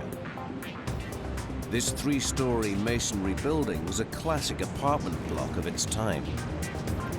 100 years ago, I mean, this would have all been a neighborhood. There would have been houses all around here, and the Merillo is the last one left. Rob McCammon of the local Preservation Society is desperate to save the Merillo from the wrecker's ball. With just 1 month left before the developers take over the site, Rob appeals to local property developer Phil Kaiser, who shares his passion for period buildings. It's neat.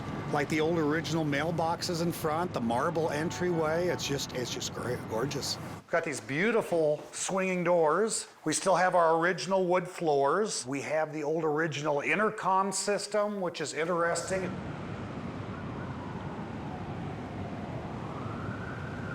They don't make these like they used to, right? No, this Merillo is just a beautiful example of what our architecture was like at the turn of the century. There's not very many buildings like this around, particularly in the Midwest, and we need to preserve something like this. Phil agrees to buy and restore the Merillo to create period luxury apartments. But for this plan to succeed, he needs to move the building right across the city to a plot of land that he owns. It's well worth it, not only if I make a financial profit off of it, but just for the love of it. Moving the Merillo will cost $250,000. A good price if the building survives the journey. But it must travel almost 1 kilometer through the center of a busy city. The streets are narrow, the corners tight, the curbstones high, the fire hydrants frequent, so moving such a large building will be fraught with hazards. The Merillo weighs in at 700 tons. It will be the largest move undertaken anywhere in America this year. It's going to take a big man to move such a big building. Alfredo! That man is Midwest house mover Jeremy Patterson. The magnitude of the job is unbelievable. I mean, it's one of the largest structures that will ever move and one of the largest structures that will be moved. So, you know, we got to put our A game together, bring in, you know, our best of all of our crews. It's a feat that is almost impossible, but we're going to make it happen. This move will be a milestone in Jeremy's career. What we have here is a massive 705-ton, 4- and 5-layer brick structure. There aren't very many ways to move this. One option would be to tear it down, brick by brick, board by board. When a building is very brittle, dismantling it completely is often the safest option. Movers in England took almost a year to dismantle this 17th century farmhouse for its move to America. Its wooden walls were held together with a traditional building material, manure. Movers etched each timber to mark its exact orientation, then used brushes to painstakingly remove all the excrement.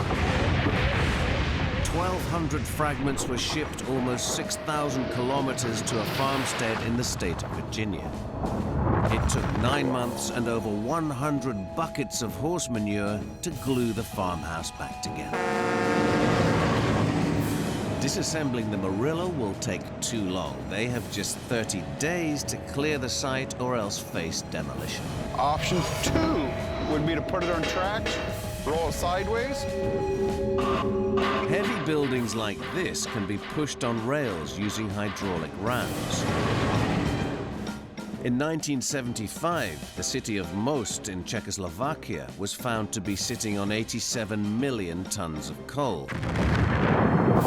Miners demolished every building in the medieval city to access the coal.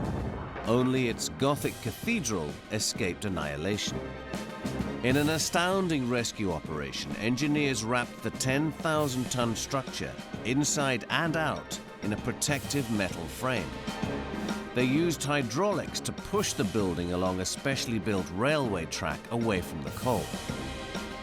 It took 28 days to inch the cathedral over a mile to its new site, where it still stands today, the lone relic of the city's past. Des Moines city fathers would not look kindly on Jeremy if he tried to demolish buildings in the path of the Merillo move. So the only option we have left is to put a massive steel layout underneath the structure, and we're going to jack it up, put 24 hydraulic dollies under it, and roll it down the highway. Before this hazardous journey, Jeremy removes all the Merillo's precious features. This marble hallway could crack in transit. You got a screw? Got it? Let's put a screw there. I don't want to lose any fingers. I'm not a risk taker. There you go, Noah. And the slab's so heavy. I mean, it's a heavy piece. Oh, yeah. Hey. Oh, man. The countdown for the new development has started. Rob knows the move is the Merillo's last hope of survival. Any kind of delay, it could be fatal for the building. If we can't get this done in 4 weeks, then the building's coming down.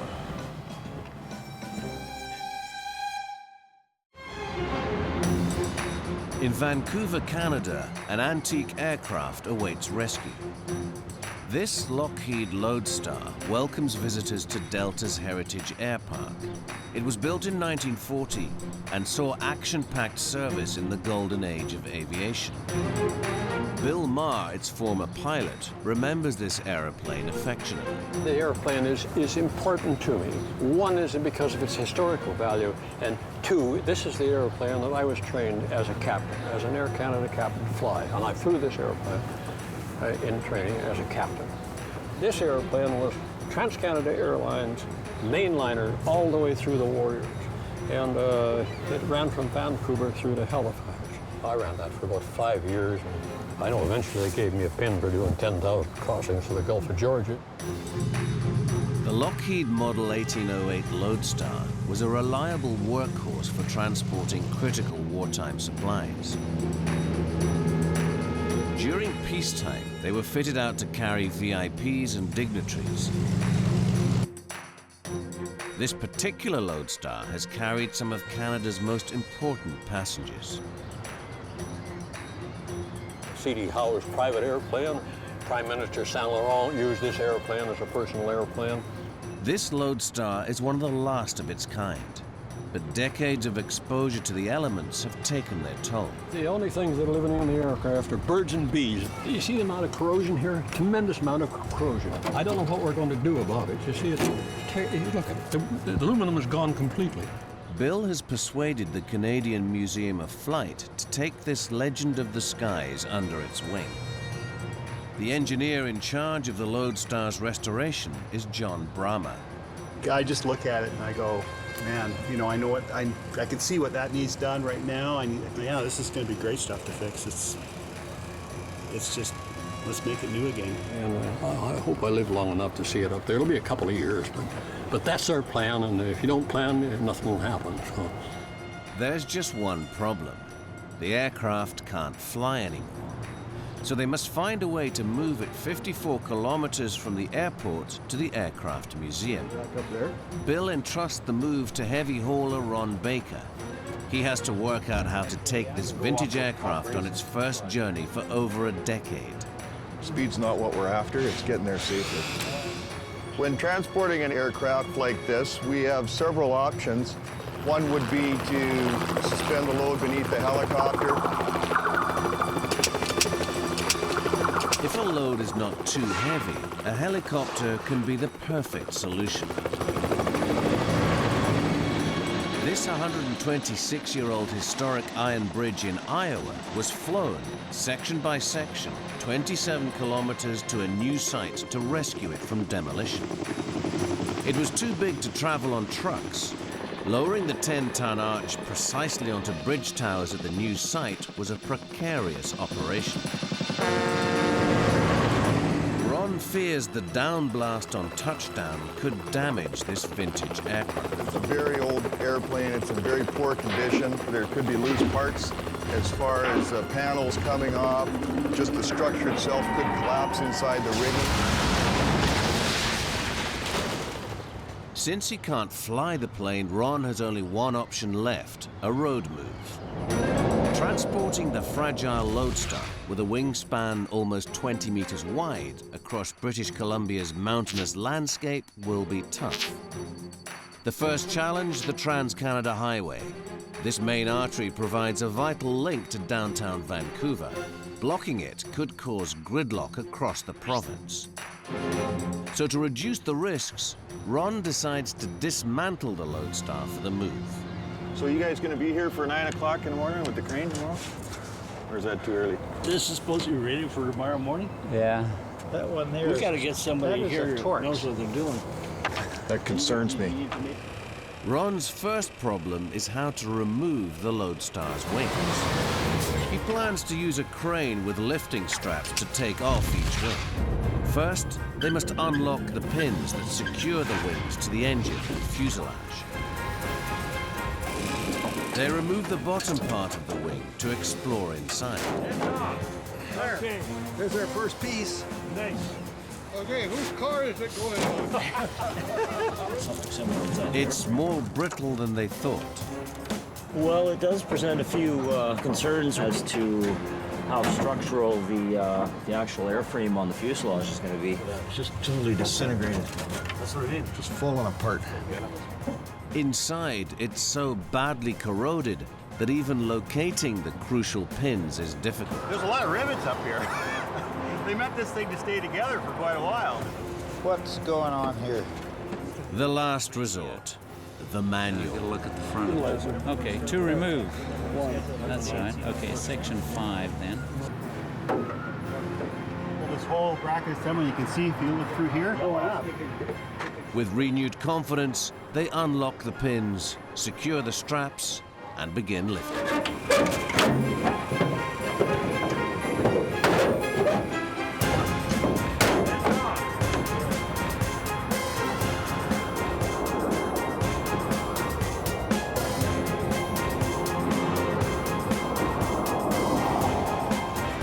One down, one to go. But over on the starboard side, the central wing pin has rusted solid. Nope, it hasn't done a single thing. They've arranged a wide load road permit for the next morning, but this glitch could set them back days. If we want to change the permit from, say, Thursday or Friday night, can we actually move this plane Friday night? 6 hours of grinding fails to release the pin. It's time for a rethink. This is plan C, and it really gets ugly. The main pin on the starboard side is proving impossible to dislodge. To free the wing, they will need to resort to more violent tactics. But first, they must remove everything else that connects the wing to the fuselage. Their high-risk plan is to use the crane to wrench the wing out of its mount with the corroded pin still in place. But any rivets or bolts left attached could cause the wing or fuselage to rip apart.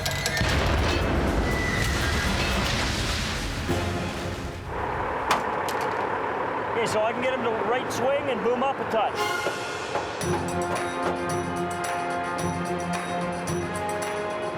Coming out? How's it looking? Keep going. It's good. Beautiful.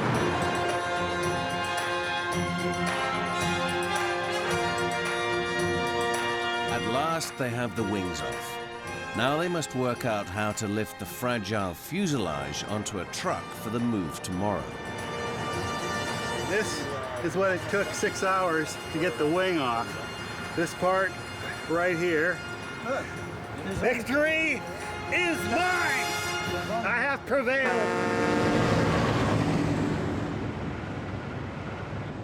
In Des Moines, Jeremy prepares to lift the mighty Merillo off its foundations. He has just 18 days to move it across town.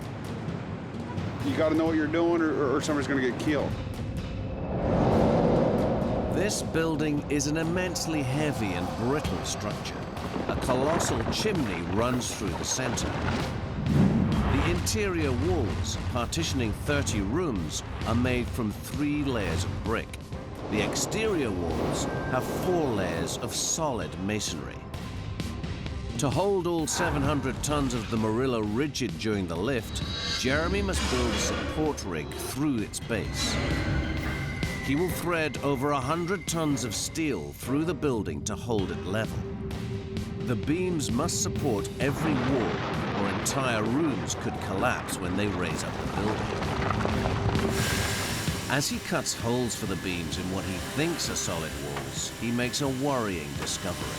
We thought it was solid brick. It turned out it's not. It's a layer of brick tied to another layer of brick. But then we got an air gap, which we don't like at all, which is a bad thing on its own because you have the chance of collapsing. The walls are not tied together. And even worse, the mortar between the bricks is disintegrating.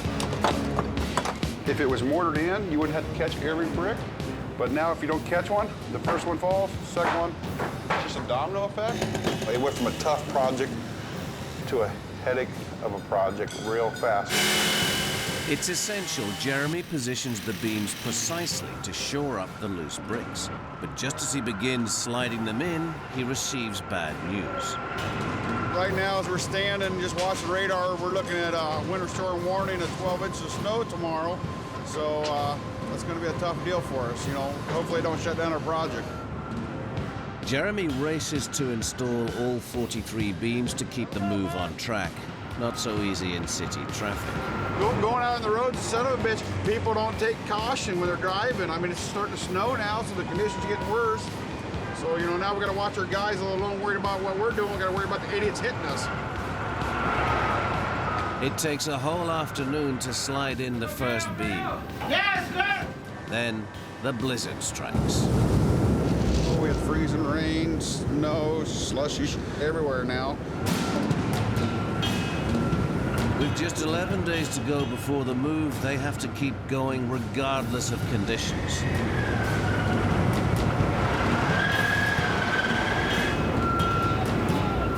This is what we call improvising in Des Moines, Iowa on a snowy day. Whoa! Whoa!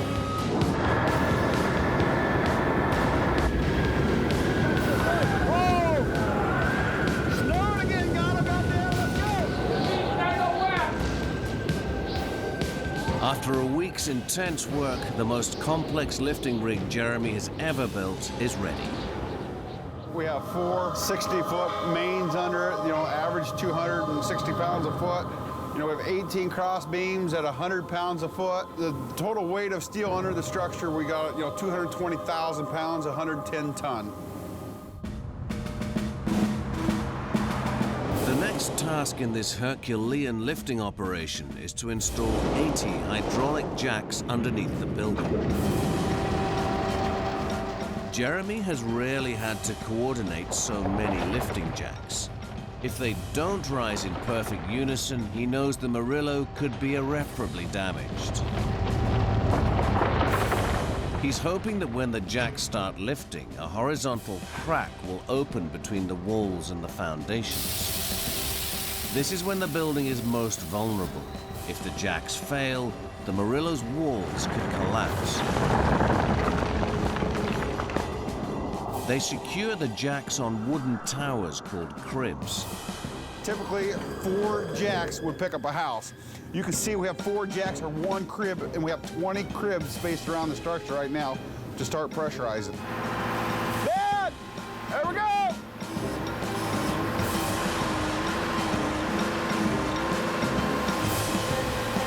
Okay, let's plug it over! Right now we've got about 650 ton of pressure. There we go! While Jeremy cranks up the pressure, his foreman Chad watches out for the crack. Right here. We're cracking here, going up through here. It looks good. We got it cracked open and the cracks evenly. But fractures also start appearing in the basement floor. So Jeremy calls a halt to the lift. It's a big hole, 10 foot by 10 foot, and there's another cistern next to it, looks like.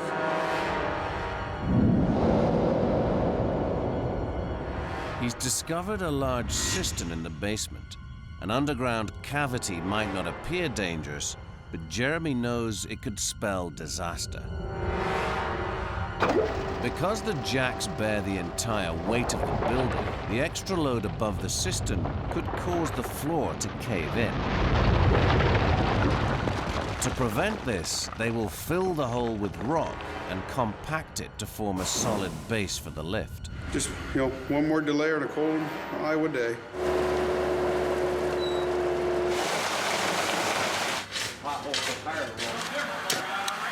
Before they begin lifting again, he alerts his crew to the increased danger of falling masonry.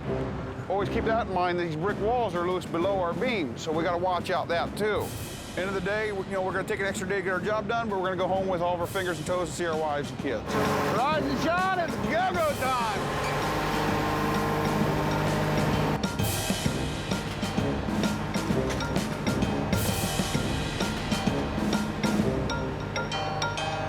You know, you check and recheck everything. You know, you got 10 guys' lives at stake here, so, you know, it's a lot of pressure on a guy. Besides the building, you got your friends that are with you. It takes the entire day to raise the building a meter into the air. Watch them hoses, Sonny, goddammit. And there's no going back now. We're committed. You know, we're 6 inches off our brick. 1, 2, 3, 4, 5, 6, 7, 8, 9, 10. Gotta watch the gauges. The gauges tell us if something's going wrong. Gotta watch the building so you can see the guys. So you're trying to do 2 things at one time here.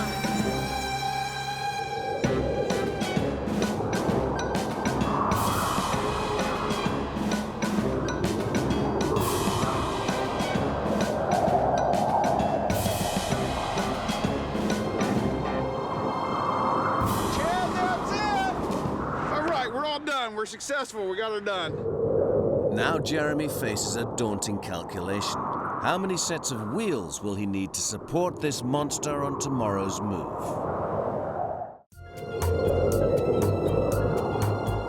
In Canada, Ron's team are dismantling the vintage Loadstar for its move across Vancouver.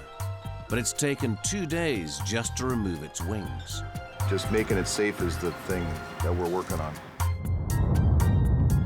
Ron's concerned the Loadstar's engines and tail may be too brittle to survive the road journey.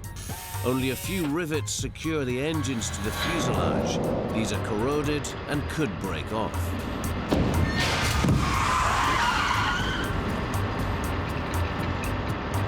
And on the open road, the tail could pick up wind, putting stress on the weak joints. The airstream passing over the tail could lift it off the fuselage, leaving a trail of destruction. To minimize these risks, Ron decides to break up the aircraft into sections for transport on separate trucks. Their road permit is for tomorrow, so they have no time to lose. Yeah, that's what we wanted to do.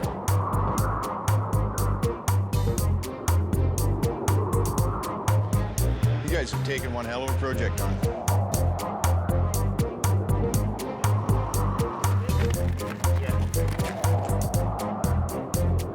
Their most delicate maneuver is lifting the decaying fuselage onto the truck. It's worse than picking up an egg. It's like picking up a rotten egg. The underside of the Loadstar is particularly corroded. If Ron's team thread lifting straps directly under its central section, they could slice through the aircraft's wafer-thin frame. So instead, they must select the strongest lifting points at either end of the fuselage, the front end of the wing and far end of the tail. You could lift these floorboards up and they could be completely gone. Well, that's gonna collapse like crazy. It's just gonna fold right up on you if you don't hit it right. It could get very ugly very quickly. Crane operator Bruce is anxious to get going before the wind picks up. Well, we don't want us to gust of wind to grab it and flop it over, right? It's okay, it'll work fine. We'll be careful with her, I can guarantee it. With the straps bearing the Loadstar finally takes off. This gonna hold together, Bruce?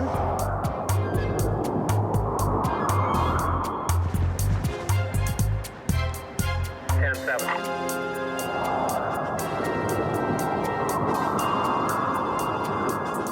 There you go.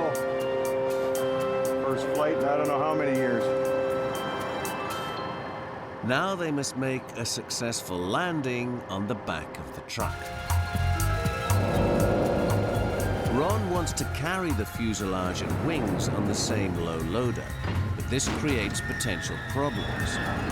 Even tied down, the wings and undercarriage could fall off in transit. To prevent this, Ron decides to build a support cradle for the back of the truck. 2 steel beams should hold the wheels rigid, while over 60 meters of straps secure the wings. Unfortunately, the cradle raises the fuselage height to almost 5 meters, so they'll have to hold their breath when they drive under low bridges.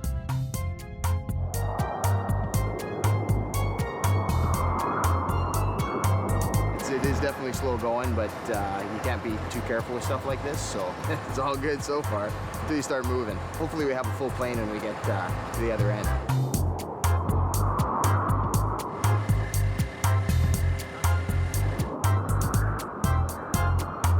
They weld steel chocks under the wheels to prevent them from rolling.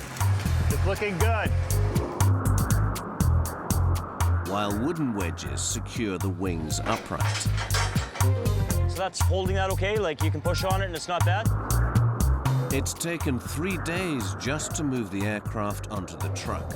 Tomorrow, they face a 54-kilometer journey.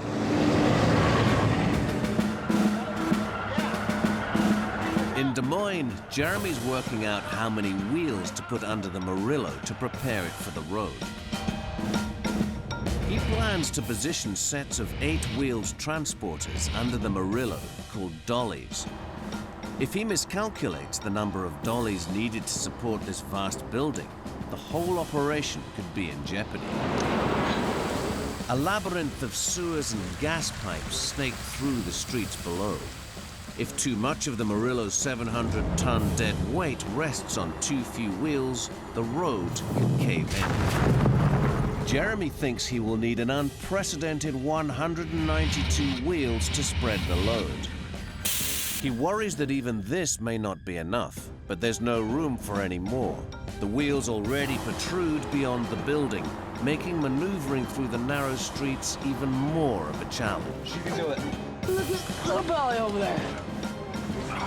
You're pushing tires on you, idiot. Look at it. Trying to help you. Okay, Chad, that don't line up, dumbass.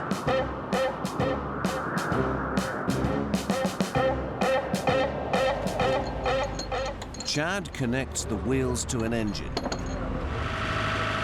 the cap the other way. I don't know how many times I gotta tell you. Turn the cap. The rows of wheels must be perfectly aligned or the Merillo could career off course. Looking real good. Beautiful. 705 ton, 192 wheels, is just about ready to take life. It's gonna start rolling. We don't know when, we don't know how, we don't know why, but we're gonna roll. We got the biggest mobile home in the nation right now. Jeremy must now move the Merillo to the road for the crosstown journey tomorrow. Here we go, guys! Watch your toes! Ready?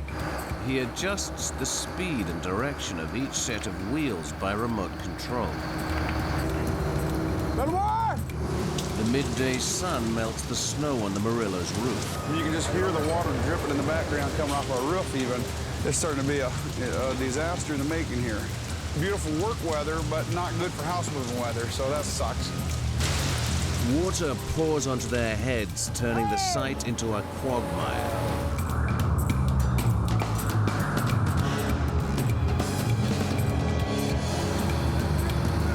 They scramble to build a makeshift ramp to stop the Merillo sinking. Hey! Dad, look at the board going over the tire!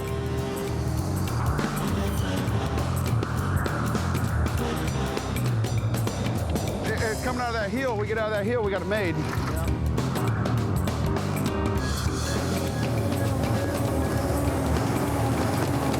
After a month's work, their final battle on site is to release the Merillo from the mud. Oh! End of the day, sun's going down. We're still stuck in the mud.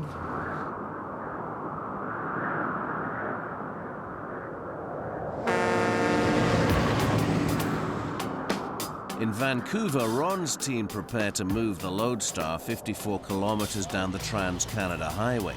They must reach the highway entrance this afternoon before rush hour. Off we go. Off we go. Hope for the best. They take a minor road to avoid traffic, but it's hard to deal with these cars. We got a bunch of cars parked on one side, a bunch of trees on the other. Try not to get any damage to the freight, and then try not to damage Joe Public's car. Their constant fear is puncturing the delicate airframe. Only got about 6 inches. We get past these couple trees here, then we're going to be away. Okay, come ahead.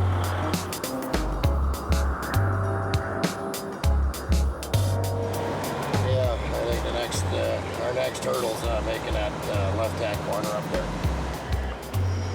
You know what? I'm not going to get this corner. You know what? I'm not going to get this corner. This stop sign is certainly doing its job. The only way around it is to dig it up. Start coming hard. Way over, that's it.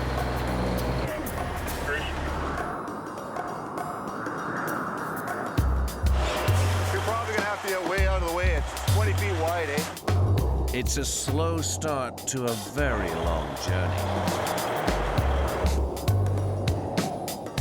That was extremely tight, and I'm actually surprised we made it. I had my doubts I wasn't getting around that corner.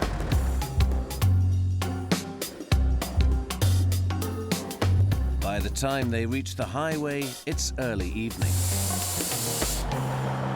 Our permits for moving the load only are in effect between 2 and 5 in the morning. And so now we have to wait till midnight. We'll be back with the truck, hook on, make sure everything's good to go.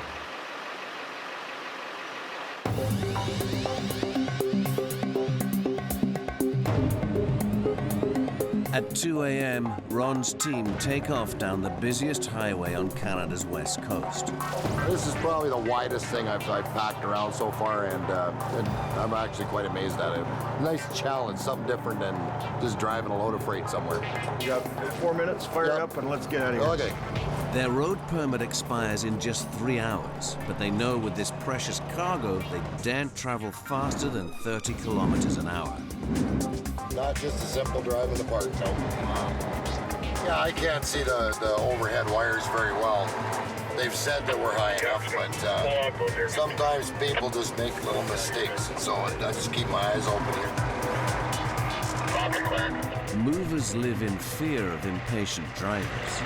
It's always our concern. People, you know, they're in a rush. They want to get around you, right? And then especially this time of night, if there's people have been drinking, they get a little more aggressive. It takes them over an hour to travel the first 20 kilometers. How's the power pole on my right? Good on the right. But a low bridge ahead soon forces them to pull over. Okay, now we've come off the freeway because we got to go underneath an overpass. It's the same height as our load, so we don't want to be in a travel portion of the freeway while we sneak underneath it here. Tom's worried the bridge may be too low for them to pass under. The flimsy nose or cockpit could be ripped off if they scrape its roof. To avoid this, they decide to lower the truck's hydraulic suspension. But with the trailer so close to the ground, they must now travel even more slowly to avoid scraping the road.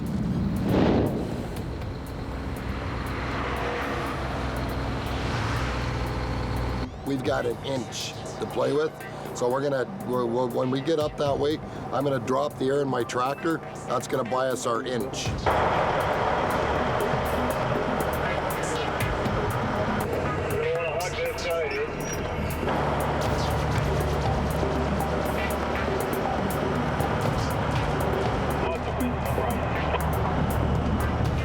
They have less than an hour to reach their exit. But rusty steel beams on the bridge roof threaten to scratch the cockpit.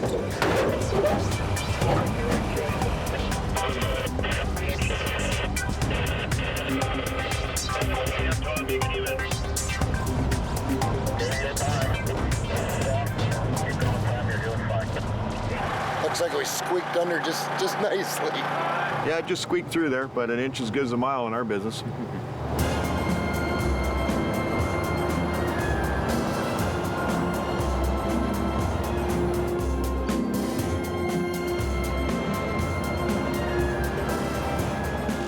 Eventually, they make it off the highway just as dawn breaks. We're at the end of the road here as far as our night trip goes. But there's still 2 kilometers to go before this Loadstar can land. It's the day of the big move in Des Moines, but the temperature has plummeted overnight, freezing the Merillo in its tracks. Now we're sitting here stuck, you know, got a little frost on the ground to help us, and we just can't get traction. No, we gotta get our ass rolling or we're in trouble.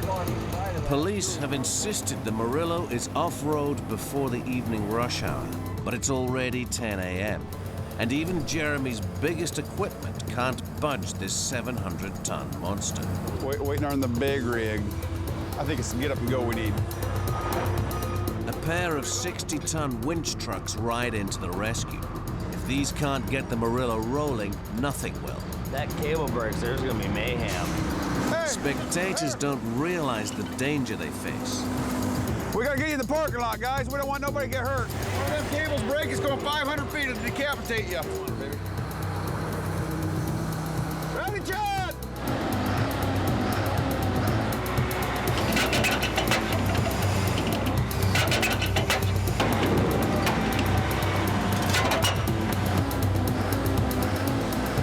It takes an extra 1,100 horsepower to pull the Merillo out of the hole, but they must think fast to stop it rolling backwards into the ditch.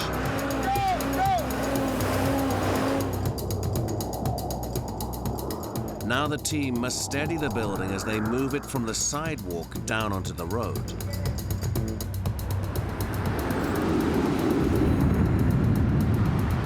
The 20-centimeter curve is like a cliff face for this long set of wheels. They adjust the hydraulics of each wheel set to keep the building level as it makes its descent. But keeping all 180 wheels in check will test their coordination. If a set of wheels rides too low, the building could lean, putting too much pressure on the walls. They can extend the height of each wheel set by up to 16 inches, but this slope pushes them to the limit. 15 inches. We got 1 inch left.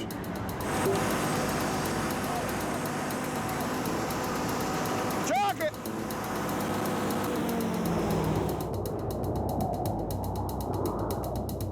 We're doing good. We got out of the mud, we're on pavement, we're powering our own wheel right now. After 2 hours, every wheel has made it across the curve. We need to make up some time, so we're gonna kick it up a notch. We're gonna go faster, turbo down the highway. Midday, the team must pick up pace to complete the trek by rush hour. But traveling any faster than 25 meters an hour is dangerous. Down the road, we're going to run into maybe a few problems again. In a brick building, the smallest movement can cause major problems. Every little jolt in the road triggers a shock wave that travels up through the wheels to the walls. These shock waves can cause cracks. It's essential spotters constantly monitor the walls for the first signs, because once a crack starts, it's hard to stop.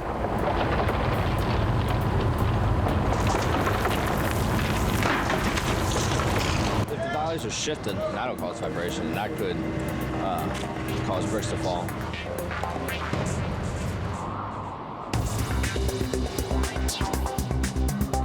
Halfway through the city, the streets close in on them. Hey, look at that, we're gonna hit it. This forces the wheels onto the sidewalk. If the Merillo sinks here, it could hold up city traffic for hours.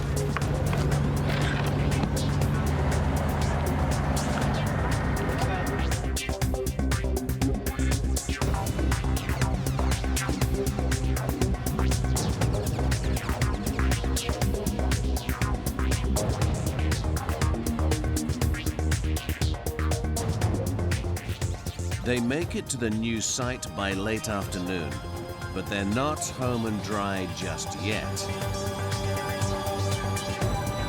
Jeremy will feel better when it's in the hole. I will feel better when it's in the hole and level. There's no doubt about it.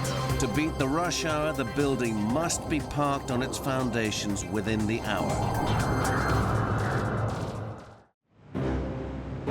In Des Moines, Jeremy has just 1 hour to roll the Merillo onto its foundations. Come on, Phil, push!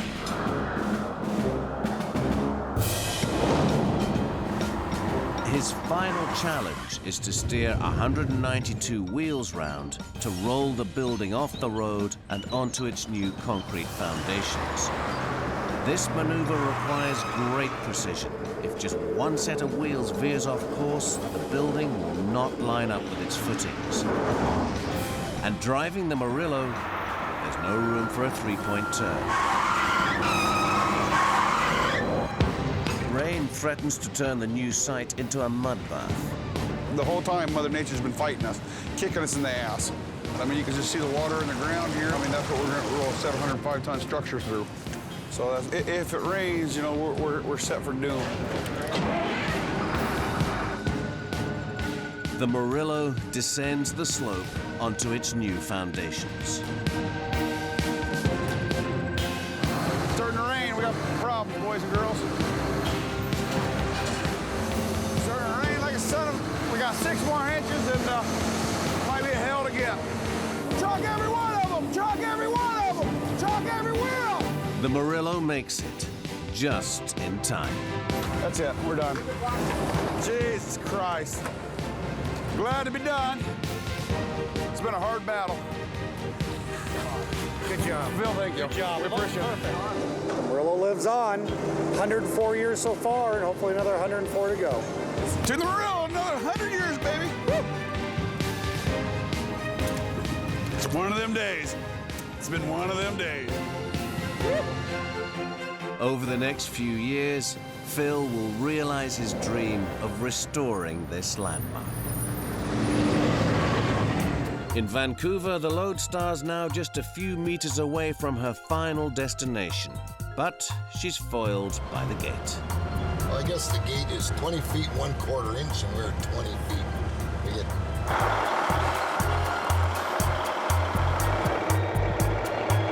Straight ahead, Tom.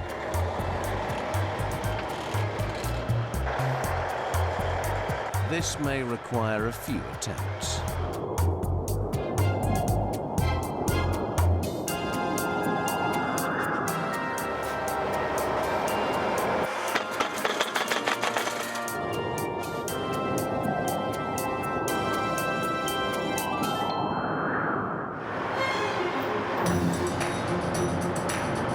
It's the home stretch, that's right.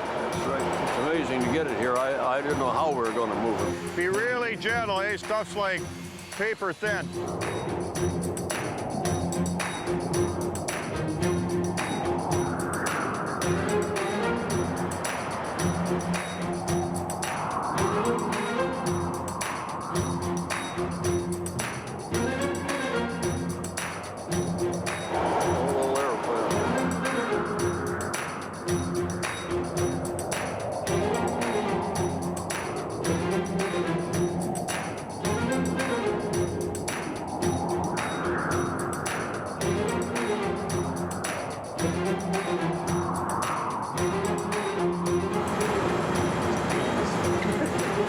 Call the rate, John. Gonna roll now. Looks great. Looks great. The Loadstar's new life is about to begin. Over the next year, the aircraft will be completely rebuilt.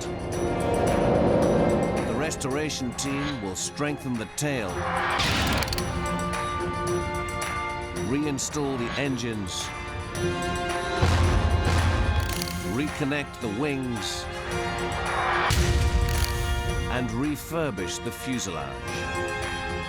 And then perhaps one day, this lucky Loadstar may once again return to the skies.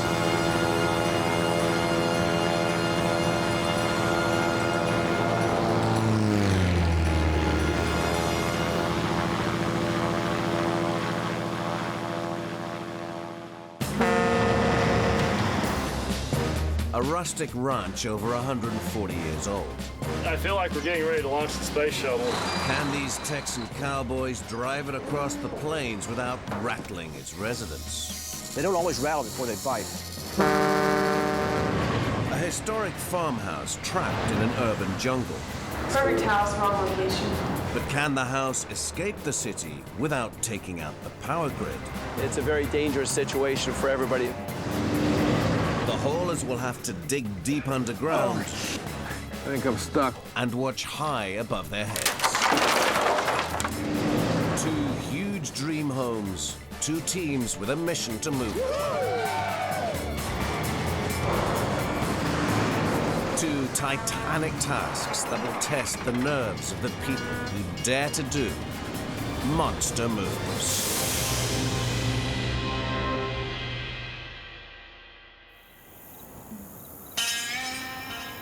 Texas, a fiercely independent land. Home of the Longhorn and the Lonesome Cowboy. My family's been in Texas for about 150 years. Texans think of themselves as their own republic and tend to hold on tightly to their heritage. Engineer Adam Woolley is so proud of his state's past that he's herding up old buildings to create his own historical Texan town. When I was about 10 years old, I used to spend time with my great-grandfather in the little early German settlement of Industry, Texas. And when he died, I set out to recreate it. Over the last 6 years, Adam has saved antique buildings from demolition by moving them to Star Hill Town. It's sort of like the field of dreams. You build it and people will come. At the moment, it remains a ghost town. But Adam thinks it might make the ideal home for his 66-year-old mother, Judy, who's tired of city life. The house that I lived in for over 43 years used to be in the country. Now it's all houses, lots of traffic, people driving too fast down the road, and I wanted to just have a less complicated life. This one is the old Willow Springs schoolhouse, and it was built. This town is so beautiful. The historic buildings, the flowers, the smells. I love it all, and I can't wait to move out here. There are plenty of small houses on Main Street, but for his mother, Adam wants a mansion. Down in the valley where the live oak trees grow. After months of searching, the perfect house came on the market. An old house lies sheltered in a white cotton grove. The Spilman house was built just after the Civil War in 1866. The first time I saw this place, I felt this immediate connection to it. You know when you see it that it's something special. It's a real jewel. This limestone mansion was once the heart of a cotton plantation. Today, it's abandoned. Adam's idea is to move the house and barns to his town. He wants this to be the ultimate present from a loving son. Once we finish up the renovation, my mom will have a dining area here, sofa and a seating area over here facing the fireplace. This is right up my mom's alley. The Spilman estate lies only 1 kilometer away from Star Hill. But to reach the hilltop town, he will have to haul the antique buildings over some wild Texas terrain. The mansion weighs over 230 tons, much bigger than anything Adam's tackled before. He calls in Texas's leading ranch wranglers, father and son team Harold and Gary Snow. There's 3 possible ways to move this building to its new location. The first way would be to dismantle the building stone by stone and board by board.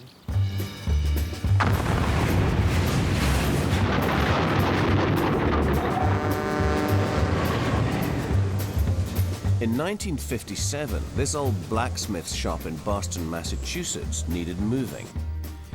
Each stone had a unique shape, so movers had to mark every joint before dismantling the entire building.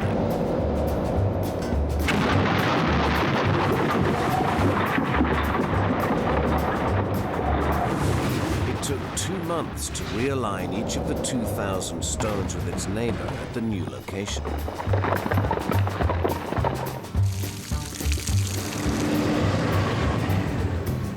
The Spilman house is much larger.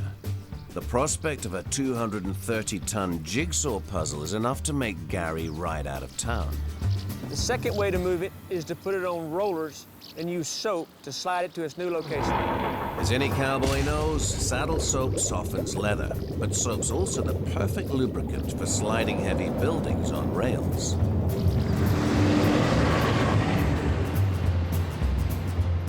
This Tudor house in Devon, England, was in the path of a new highway.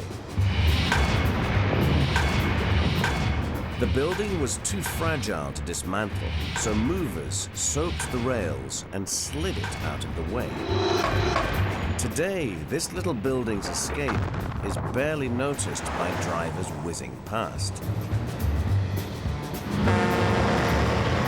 The trail is so steep that Gary's worried the mansion could slither out of control.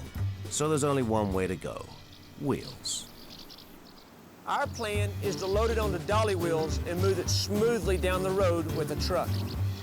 Good morning, Adam. How you doing, buddy? Okay, are you ready to get after it? Okay. Well, what we're going to do, we're going to take all the sheet metal off. Before they can move the old house, Adam's friends must dismantle its modern extensions.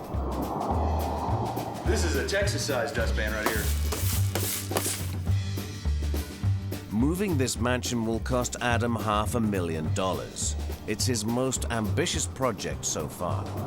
It's really a bit intimidating. I wake up in the night wondering if I've lost my mind.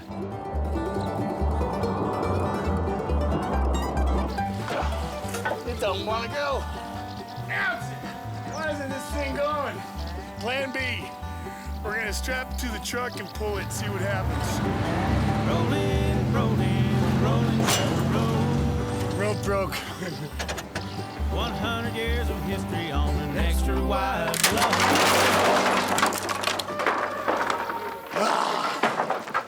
Yeah! Seattle, one of the most expensive cities on America's west coast. Finding a house of the right size in the right place can be tough, especially when you're 6'9". Landscape gardener Ian Wilson and his wife Tawny are desperate to find a bigger home. I think a lot of the newer homes don't have the tall ceilings throughout the house like the older homes do. Most standard doorways are 6'8", so it hit my head. I'm looking for a house that has character and is from the beginning of the century, and he wants to have high ceilings and larger bedrooms because right now he's sleeping in bed. His feet are basically in the closet. Historical houses with high ceilings are rare in Seattle, but after 6 months, they finally find what they've been looking for. The Weitzel House, built 1908. Ornate porch, period fittings, and plenty of headroom. Oh my God, look at that! Oh, that's freaking cool! I like the nice tall ceilings, so that's... Can you see it? That's crazy. That's awesome, isn't it? Nice wide hallway. Yeah. When the house was built, Tukwila was a rural backwater 20 kilometers south of Seattle. But as the city boomed during the last century, the landscape gradually changed. Today, the 5-bedroom house stands in front of a 4-lane highway. I don't want to live across the street from an industrial building and a chain link fence in the back with barbed wire on the top that says no trespassing. Perfect house, wrong location. There is, of course, a solution to this problem. Move it. Tawny and Ian have invested their life savings in a plot of land on the shores of Lake Washington. To reach the new location, the house must embark on a 24-kilometer journey right through the busy city. Not easy when the building's so tall. It will be dodging obstacles at every turn. The combined cost of house purchase and move will be $250,000. So the overall height of the building is 26 foot 8 inches. When Tawny and Ian first called about the move of this house, my immediate response was that it could not be done. Normal buildings of this size and magnitude can only be moved at the most 4 to 6 blocks, just simply because there are usually so many obstructions that would restrict the movement of this building. The man they've called in to pull off this ambitious move is Jeremy Nickel. But after a quick inspection, he fears that the house may not be fit to move at all. As we look at this fireplace, I mean, you can see even here just the movement in this brick here. I mean, it can be pulled right out, and you can have a look at the mortar there, and it's barely holding together. So as a result of that, this fireplace is in a deteriorated state and an unsafe state to try to support and move with the building. This house is a mover's nightmare. Old wooden porches hang precariously off each end, as well as the crumbling chimneys. Rain has gradually eroded the mortar between the bricks. If they try to move the house in its current state, they will leave a trail of destruction along the highway. Plan B calls for dismantling. Before setting off, they must take down the chimneys and remove the porches. Temporary supports will hold the porch roofs in place. Ian's eager to get started. Well, we've got 2 days to prep this house for the move. So we'll get as much done today, being the first day, and hopefully wrap it up tomorrow. Okay, here it comes. I wish we didn't have to do that. Day 1. They take apart each chimney brick by brick. Don't freak out, it can all be put back together. Day 2. The porches. Oh my God, she looks terrible. They even remove the eaves to give the house a better chance of squeezing through the city. You're putting that back. You're putting that back. Just the way you found it. Meanwhile, Jeremy's movers must find a way under the building to position 8 lifting jacks.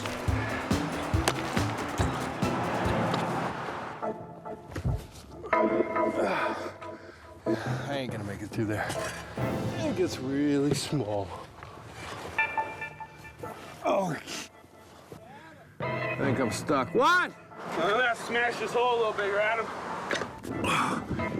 And I don't think I've ever seen this amount of wires in a house before in my life. I should have stayed in bed. You got Sam? There he goes, we're lifting. As the house is lifted up, it reveals an unexpected problem. What we found here under this particular house is that our floor joists run the length of the house. So in order to be able to support the entire house, we have to put cross steel going across above our main steel. The classic moving technique is to support the weight of the house on 2 huge steel beams that act like the chassis of a car. But Adam fears that in this case, these 2 beams will not provide enough support for the center of the house once they start moving.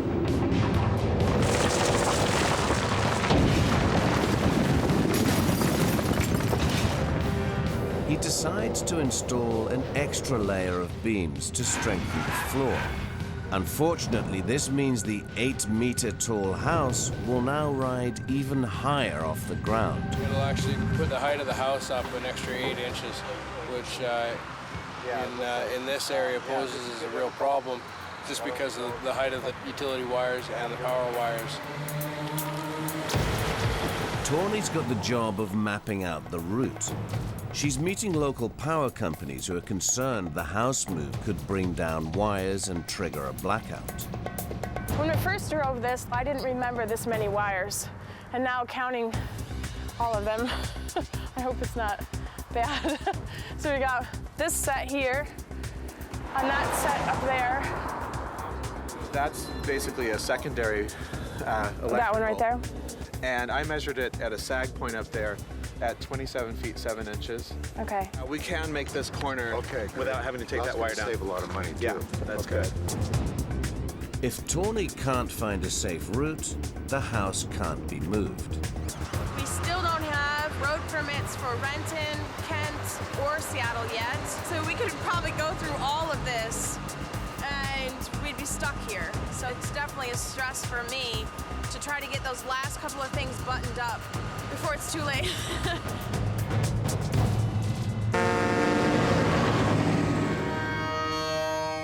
In Texas, Gary and Harold are preparing the Spilman estate for its move to Adams' historic town. They need to check that the mansion's stone walls can survive a move on wheels. I think some squirrels lived up here. Large cavity. One of the main concerns of moving a stone building is to keep it level. You want to make sure that the plane that you're lifting stays level and doesn't rack. The team must build a steel rig underneath the building to keep it stable as they lift. Bill, we're gonna have to be real careful when we're sliding these beams in because we don't want to hurt the stone. Good man.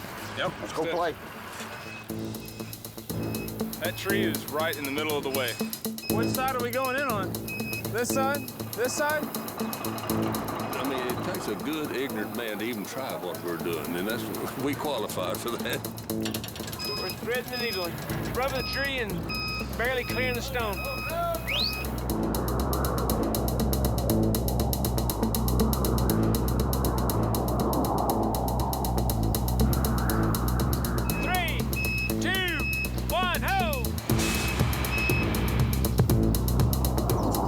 On the other side of the estate, Adam's anxious to protect the historic barns for the move. So the weakest link is where?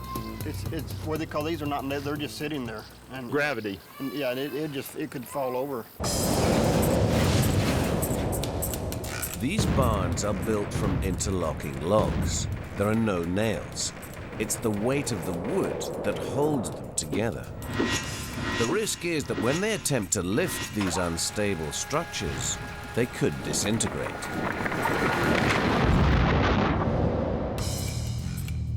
To avoid collapse, the team must brace the walls with wood and reinforce the corners with steel bands.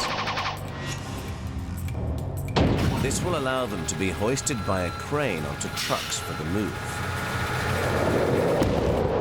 Here we go. We've moved some rough ones, but this one's the best.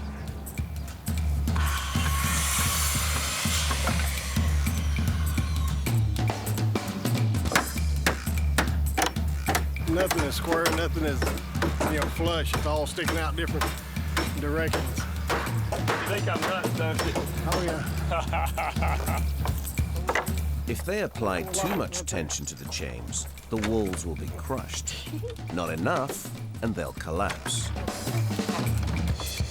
That ought to be tight enough. All done and ready to lift.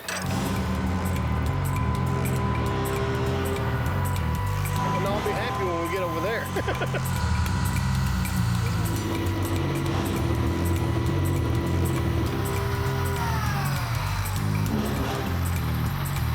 They're all loaded. Now they'll just make the trip. Before the barns can move cross-country, there's one safety check that has to be done in Texas. Oh, we got one. There we go. Oh, nice diamondback. This diamondback is America's deadliest snake. One bite could kill a man in 5 hours. The house is coming right through this area and right up there, so. If the mover stepped on it, he probably would rattle. Now, if the snake was out a little further, he might bite first before he even rattled. They don't always rattle before they bite. Come here, big guy. Now the route is safe, the convoy can head on down to Ranch Town. And we are almost home. Touchdown. It's home. The Eagle has landed.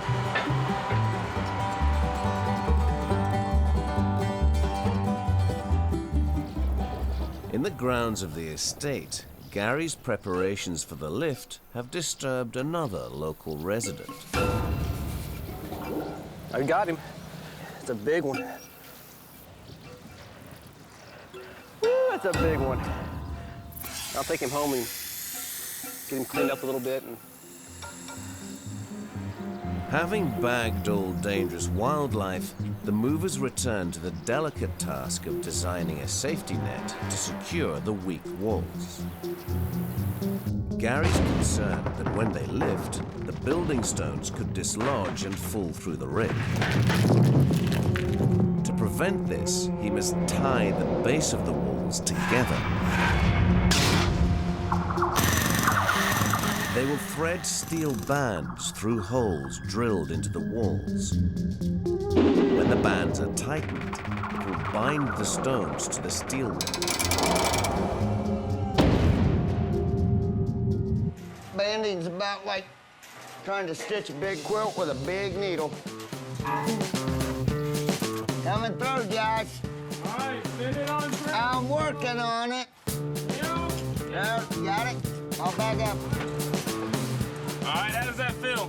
Oh, it feels lovely, honey. All right. It takes 2 weeks of patient needlework to thread over 1 kilometer of steel through 200 holes.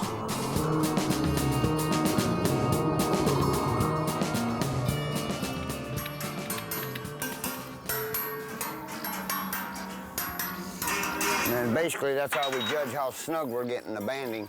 Is that when they start getting to a certain point, they'll start carrying a tune, almost like picking a guitar. Hey, them sound pretty good. With the bands playing the right tune, it's time to bring in the jacks and lift the mansion. Fire in the hole. I don't want that joker owners to look under it. I want to look plumb under tonight before I go to bed. The movers know that the secret of avoiding disaster is to ensure the lift is absolutely level. Yeah, boss. It's very exciting and very nerve-wracking. I feel like we're getting ready to launch the space shuttle here. 19 lifting jacks will launch 230 tons, 1 meter into the air. Yeah, coming up, Blue. Coming up just a little.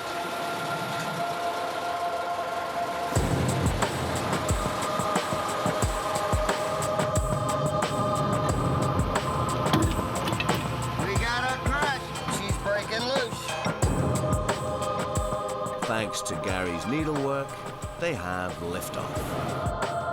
We are off the ground. We got a whole 5 inches, man. We are on a roll.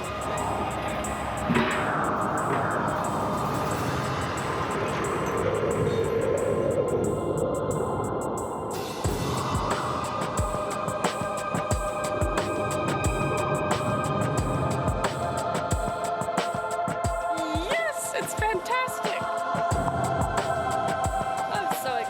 I can stand it. Where's our champagne?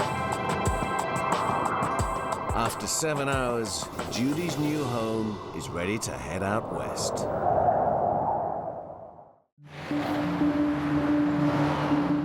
In Seattle, Tawny's finally managed to obtain a road permit to haul her dream home 24 kilometers across the city tonight.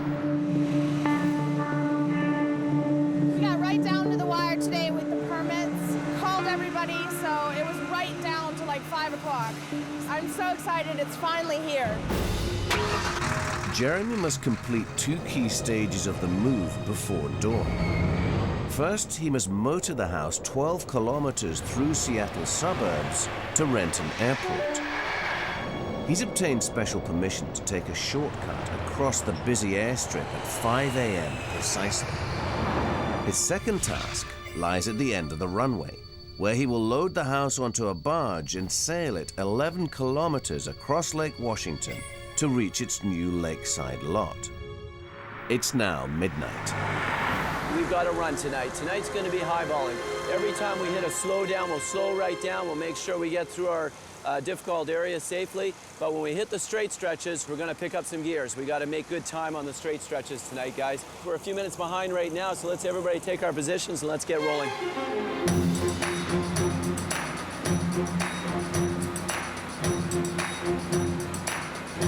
Okay, let's speed up. What's up, sweetie? Just one tall building. They dare not travel any faster than 10 kilometers an hour. Maneuvering such a tall building around so many lights and wires tests the driver's skills to the limit. Yeah, this will be tight here. Right now we're going to tilt the building a little bit to bring the top end toward the light pole so we can squeeze by this tree a little bit easier. Woo! Nothing broke, so woo, we lost a gutter, but that's about it. This junction is so tight, Jeremy has to find an alternative route. We're going to cross through this parking lot right here to avoid the overhead light standards at the corner there. There wasn't enough room for us to fit through.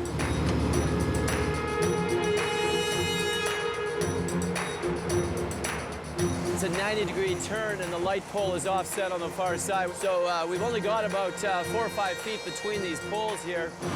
Nice line, partner, nice line. You okay there, Adam?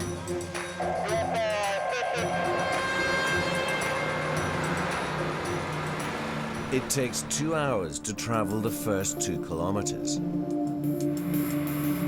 Safety officer Jeff McCord now fears the house may be too wide to pass over this bridge. This is it. This is where we get really narrow, and we're going to have to be inches on either side to get across this bridge here. The bridge is 600 meters long. There are high-voltage streetlights down the middle and a curved fence lining the side. These hazards could damage the house as it crosses over the bridge.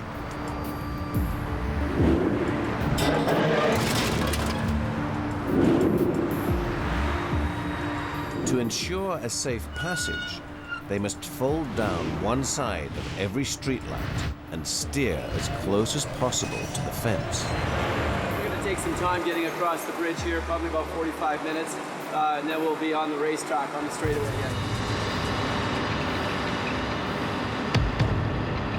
Jeremy, I've got 5 inches driver's side.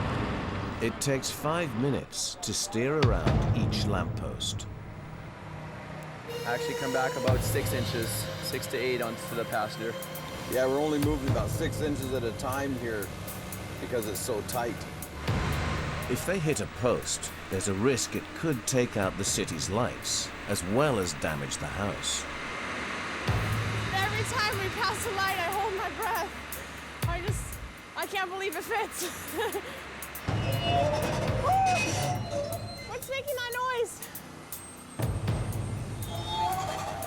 Oh my God. It's 3 a.m. The bridge has delayed their schedule by an hour. They now have only 2 hours to reach the airport. Every chance we get, we got to pick up the pace.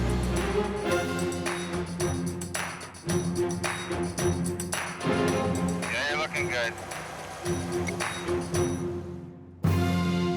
They make it to the airport on time, only to find the entrance blocked. We're waiting for these guys to open the gates here. We were supposed to have them open at 5. They're running late. The airport has made us sign some very restrictive contracts that we're going to be out of here by 7:30 a.m. So we've got to get things rolling here. After a 30-minute delay, security finally arrived to let them onto the airfield. All right, it's all good to go. Look, I see plane, the plane, boss, the plane! Renton area traffic, be advised, the house is on the runway. Copy that, Tower. Looks like we're cleared for takeoff.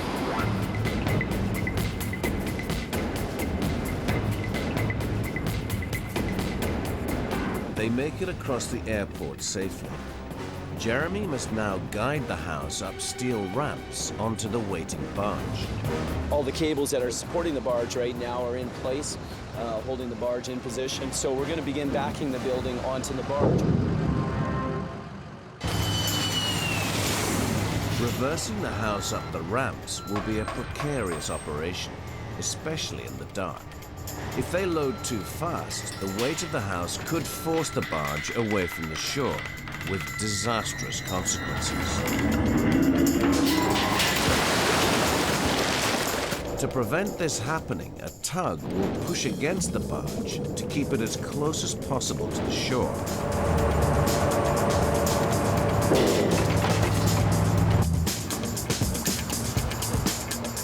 That looks really good right there. Just push her in square, push her in hard. Jeremy signals to the tugboat captain to fire his thrusters. Ready for backing up? Okay, backing up. We got one axle on the barge. Second axle coming on the barge right now. Nice and easy. Nice and easy. Right hand down. Right hand down. Good. Just like that. Left hand down. Left hand down. Good. Just like that. Fifth axle is on the barge. We are on the barge.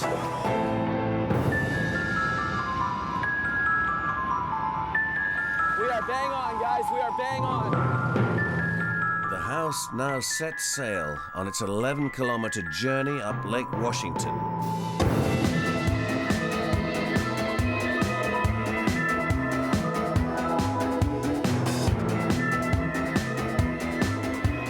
have to say, it was pretty impressive to see the house coming down the runway all lit up.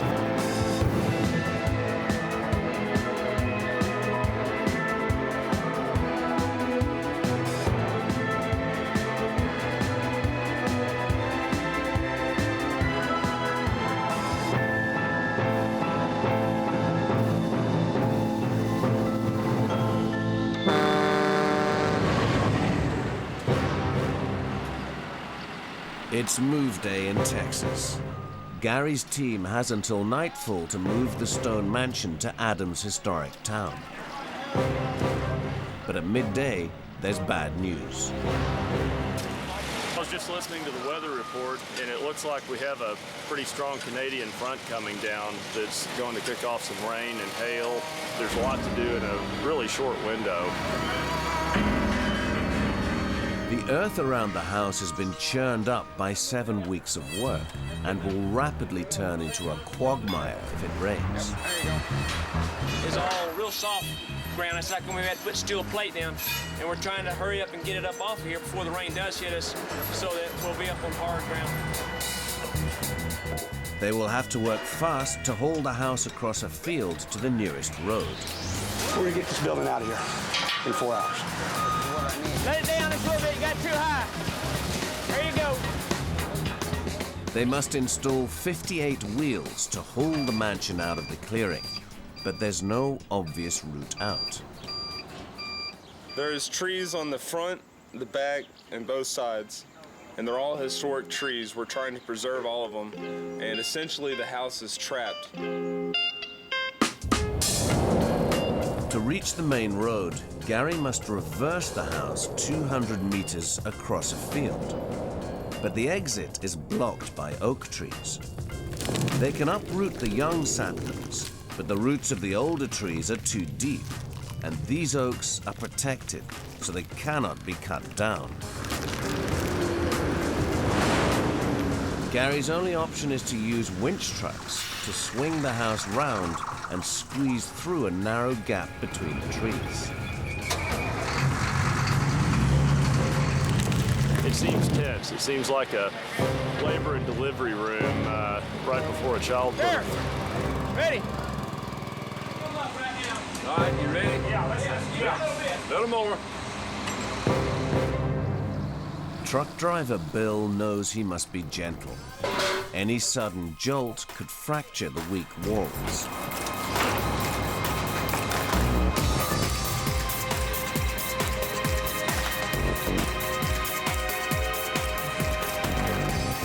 It takes an hour to swing the mansion round. Now they must move it across the field to the road. All right, everybody ready? Ready in the back. All right, that's coming back now. Everybody ready? Coming back. Just as the winches take the strain, Bill feels the truck wheels slipping out of control. Flip my block over. I can't hold my line. You're okay back there? The dead weight of the mansion is dragging the truck backwards towards it. I'm just sliding, Harold. Drag that around the other side. Got you right there. Let's go. They place chocks behind the wheels and set off again.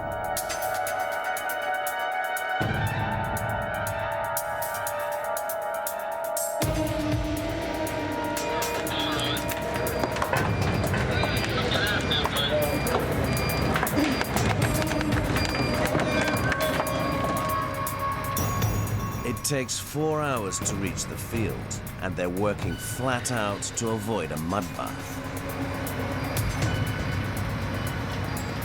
I don't like doing this in the dark, but we have to do it. But it's too late. The storm has arrived. The rain is here, but it ain't bad yet. Give us another hour. One more hour of good weather, we'll be all right. Hold it! That means stop! One side of the mansion is sinking into the ground. If it lurches any further, a wall could collapse. It didn't feel right on my right side when I was backing up. Apparently I was sinking down into the ground. As long as we can get over the hump, it don't get too slick, we're just fine. Gary calls in an extra winch truck to rescue the mansion from the mud. Get ready and pull. Coming up, Bill. Tawny, watch that cylinder don't close up. Get after your keys, you ain't got nothing. Get up! They work through the night to reach the road.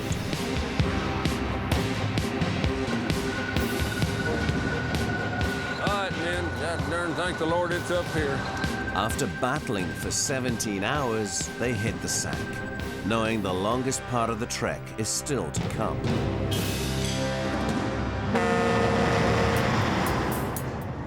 It's midnight in Seattle. Tawny and Ian's house has made it safely across Lake Washington. Yep, I just got to get the barge stabilized, and then we'll have a tailgate meeting with Dennis, okay?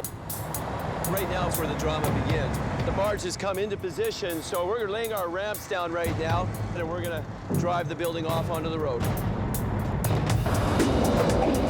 The nearest place to unload the house is a narrow inlet 1 kilometer away from the new plot of land.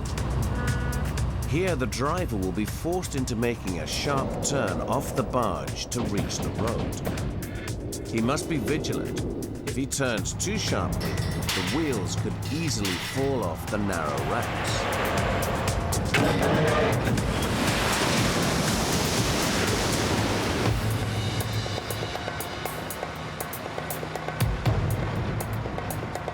Okay, Adam, are you ready for a head?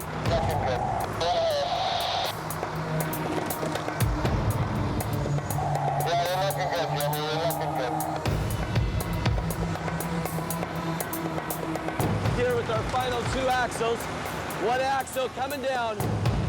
Nice and easy. Just when they think they've made it,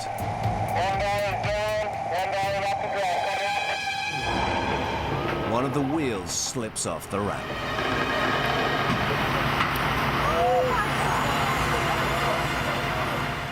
They must act fast to prevent the house from falling into the lake. Let's put that driver's dolly on piston, driver's dolly on piston. Jeremy quickly adjusts the hydraulic wheels to get the house on an even keel again. Coming down on 2-3 axles at once here, nice and easy.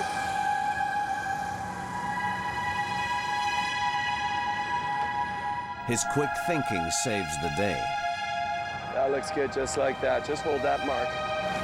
Now they must haul the house up a steep hill strewn with low-slung power cables.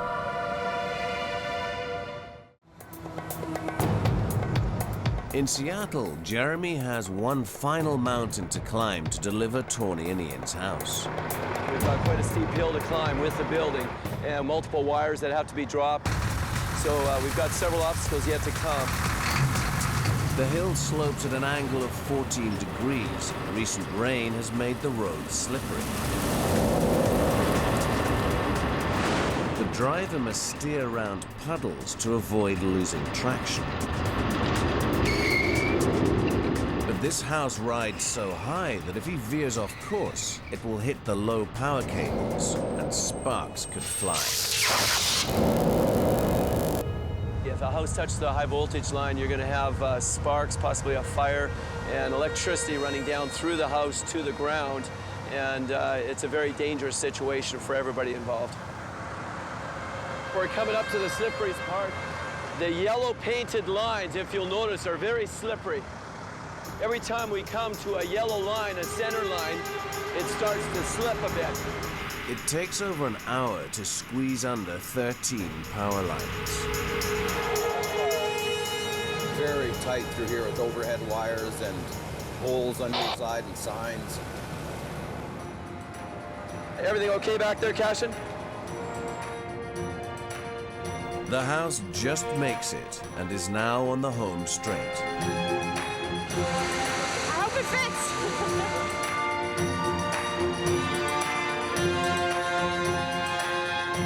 We got 2 more inches to go. 2 more inches to go. 2 inches. 1. We got it. Good job. You made it happen. It's there. Thank you, sir. You bet. For Tawny and Ian, a dream that may have seemed like a tall order has finally come true. Oh, look at that, sweet. Look how great that is. That's awesome. Excellent. Oh my God, it's going to be so great with a bed here facing the water.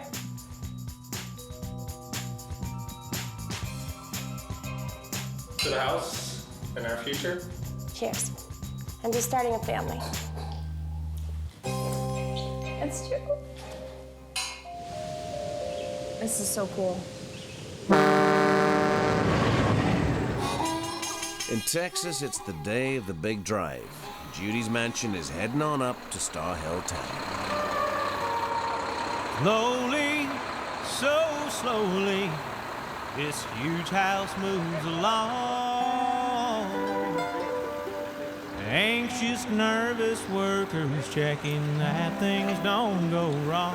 Lord willing, she'll get up. She just will get ready to go to a new address. The rock is soft and aged, and the thick walls are unsound. You ready, Gary? This is it. And any slight mistake could bring it crashing to the ground. Let's rock and roll. I mean it. Rolling, rolling, this house is rolling home. Across the hills of Texas rolls 200 tons of stone. Rolling, rolling, rolling down the road. 100 years of history on an extra wide load. I just hope it lasts another 160 years. Let's go. What are you waiting on? One brave man believes that this house can be saved. His mother needs a mansion to live out her last days. So upwards it's lifted on great beams of steel, and now it's heading homewards on 30 sets of wheels. Rolling, rolling, this house is rolling home. Across the hills of Texas rolls 200 tons of stone. Rolling, rolling, rolling down the road. 100 years of history on an extra wide load. We sure don't see something like this around here very often.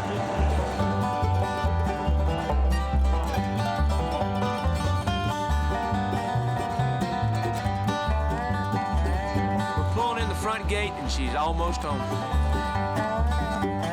Rolling, rolling, this house is rolling home. Across the hills of Texas rolls 200 tons of stone. Rolling, rolling, rolling down the road.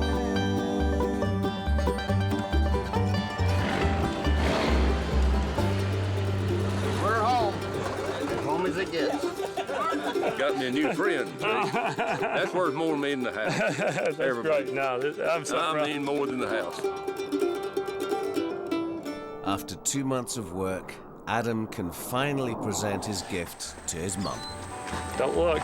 I'm not. Okay, just watch your step here. Don't step on the Blackfoot daisies. Okay. I can't wait to lift my head. Don't do it. Don't do it. I won't. Have a look. Oh, that's wonderful. Oh my gosh. 100 years of history on the next white low. It's just unbelievable. 100 years of history on the next Oh my. What a wonderful surprise. 100 years of history on a wide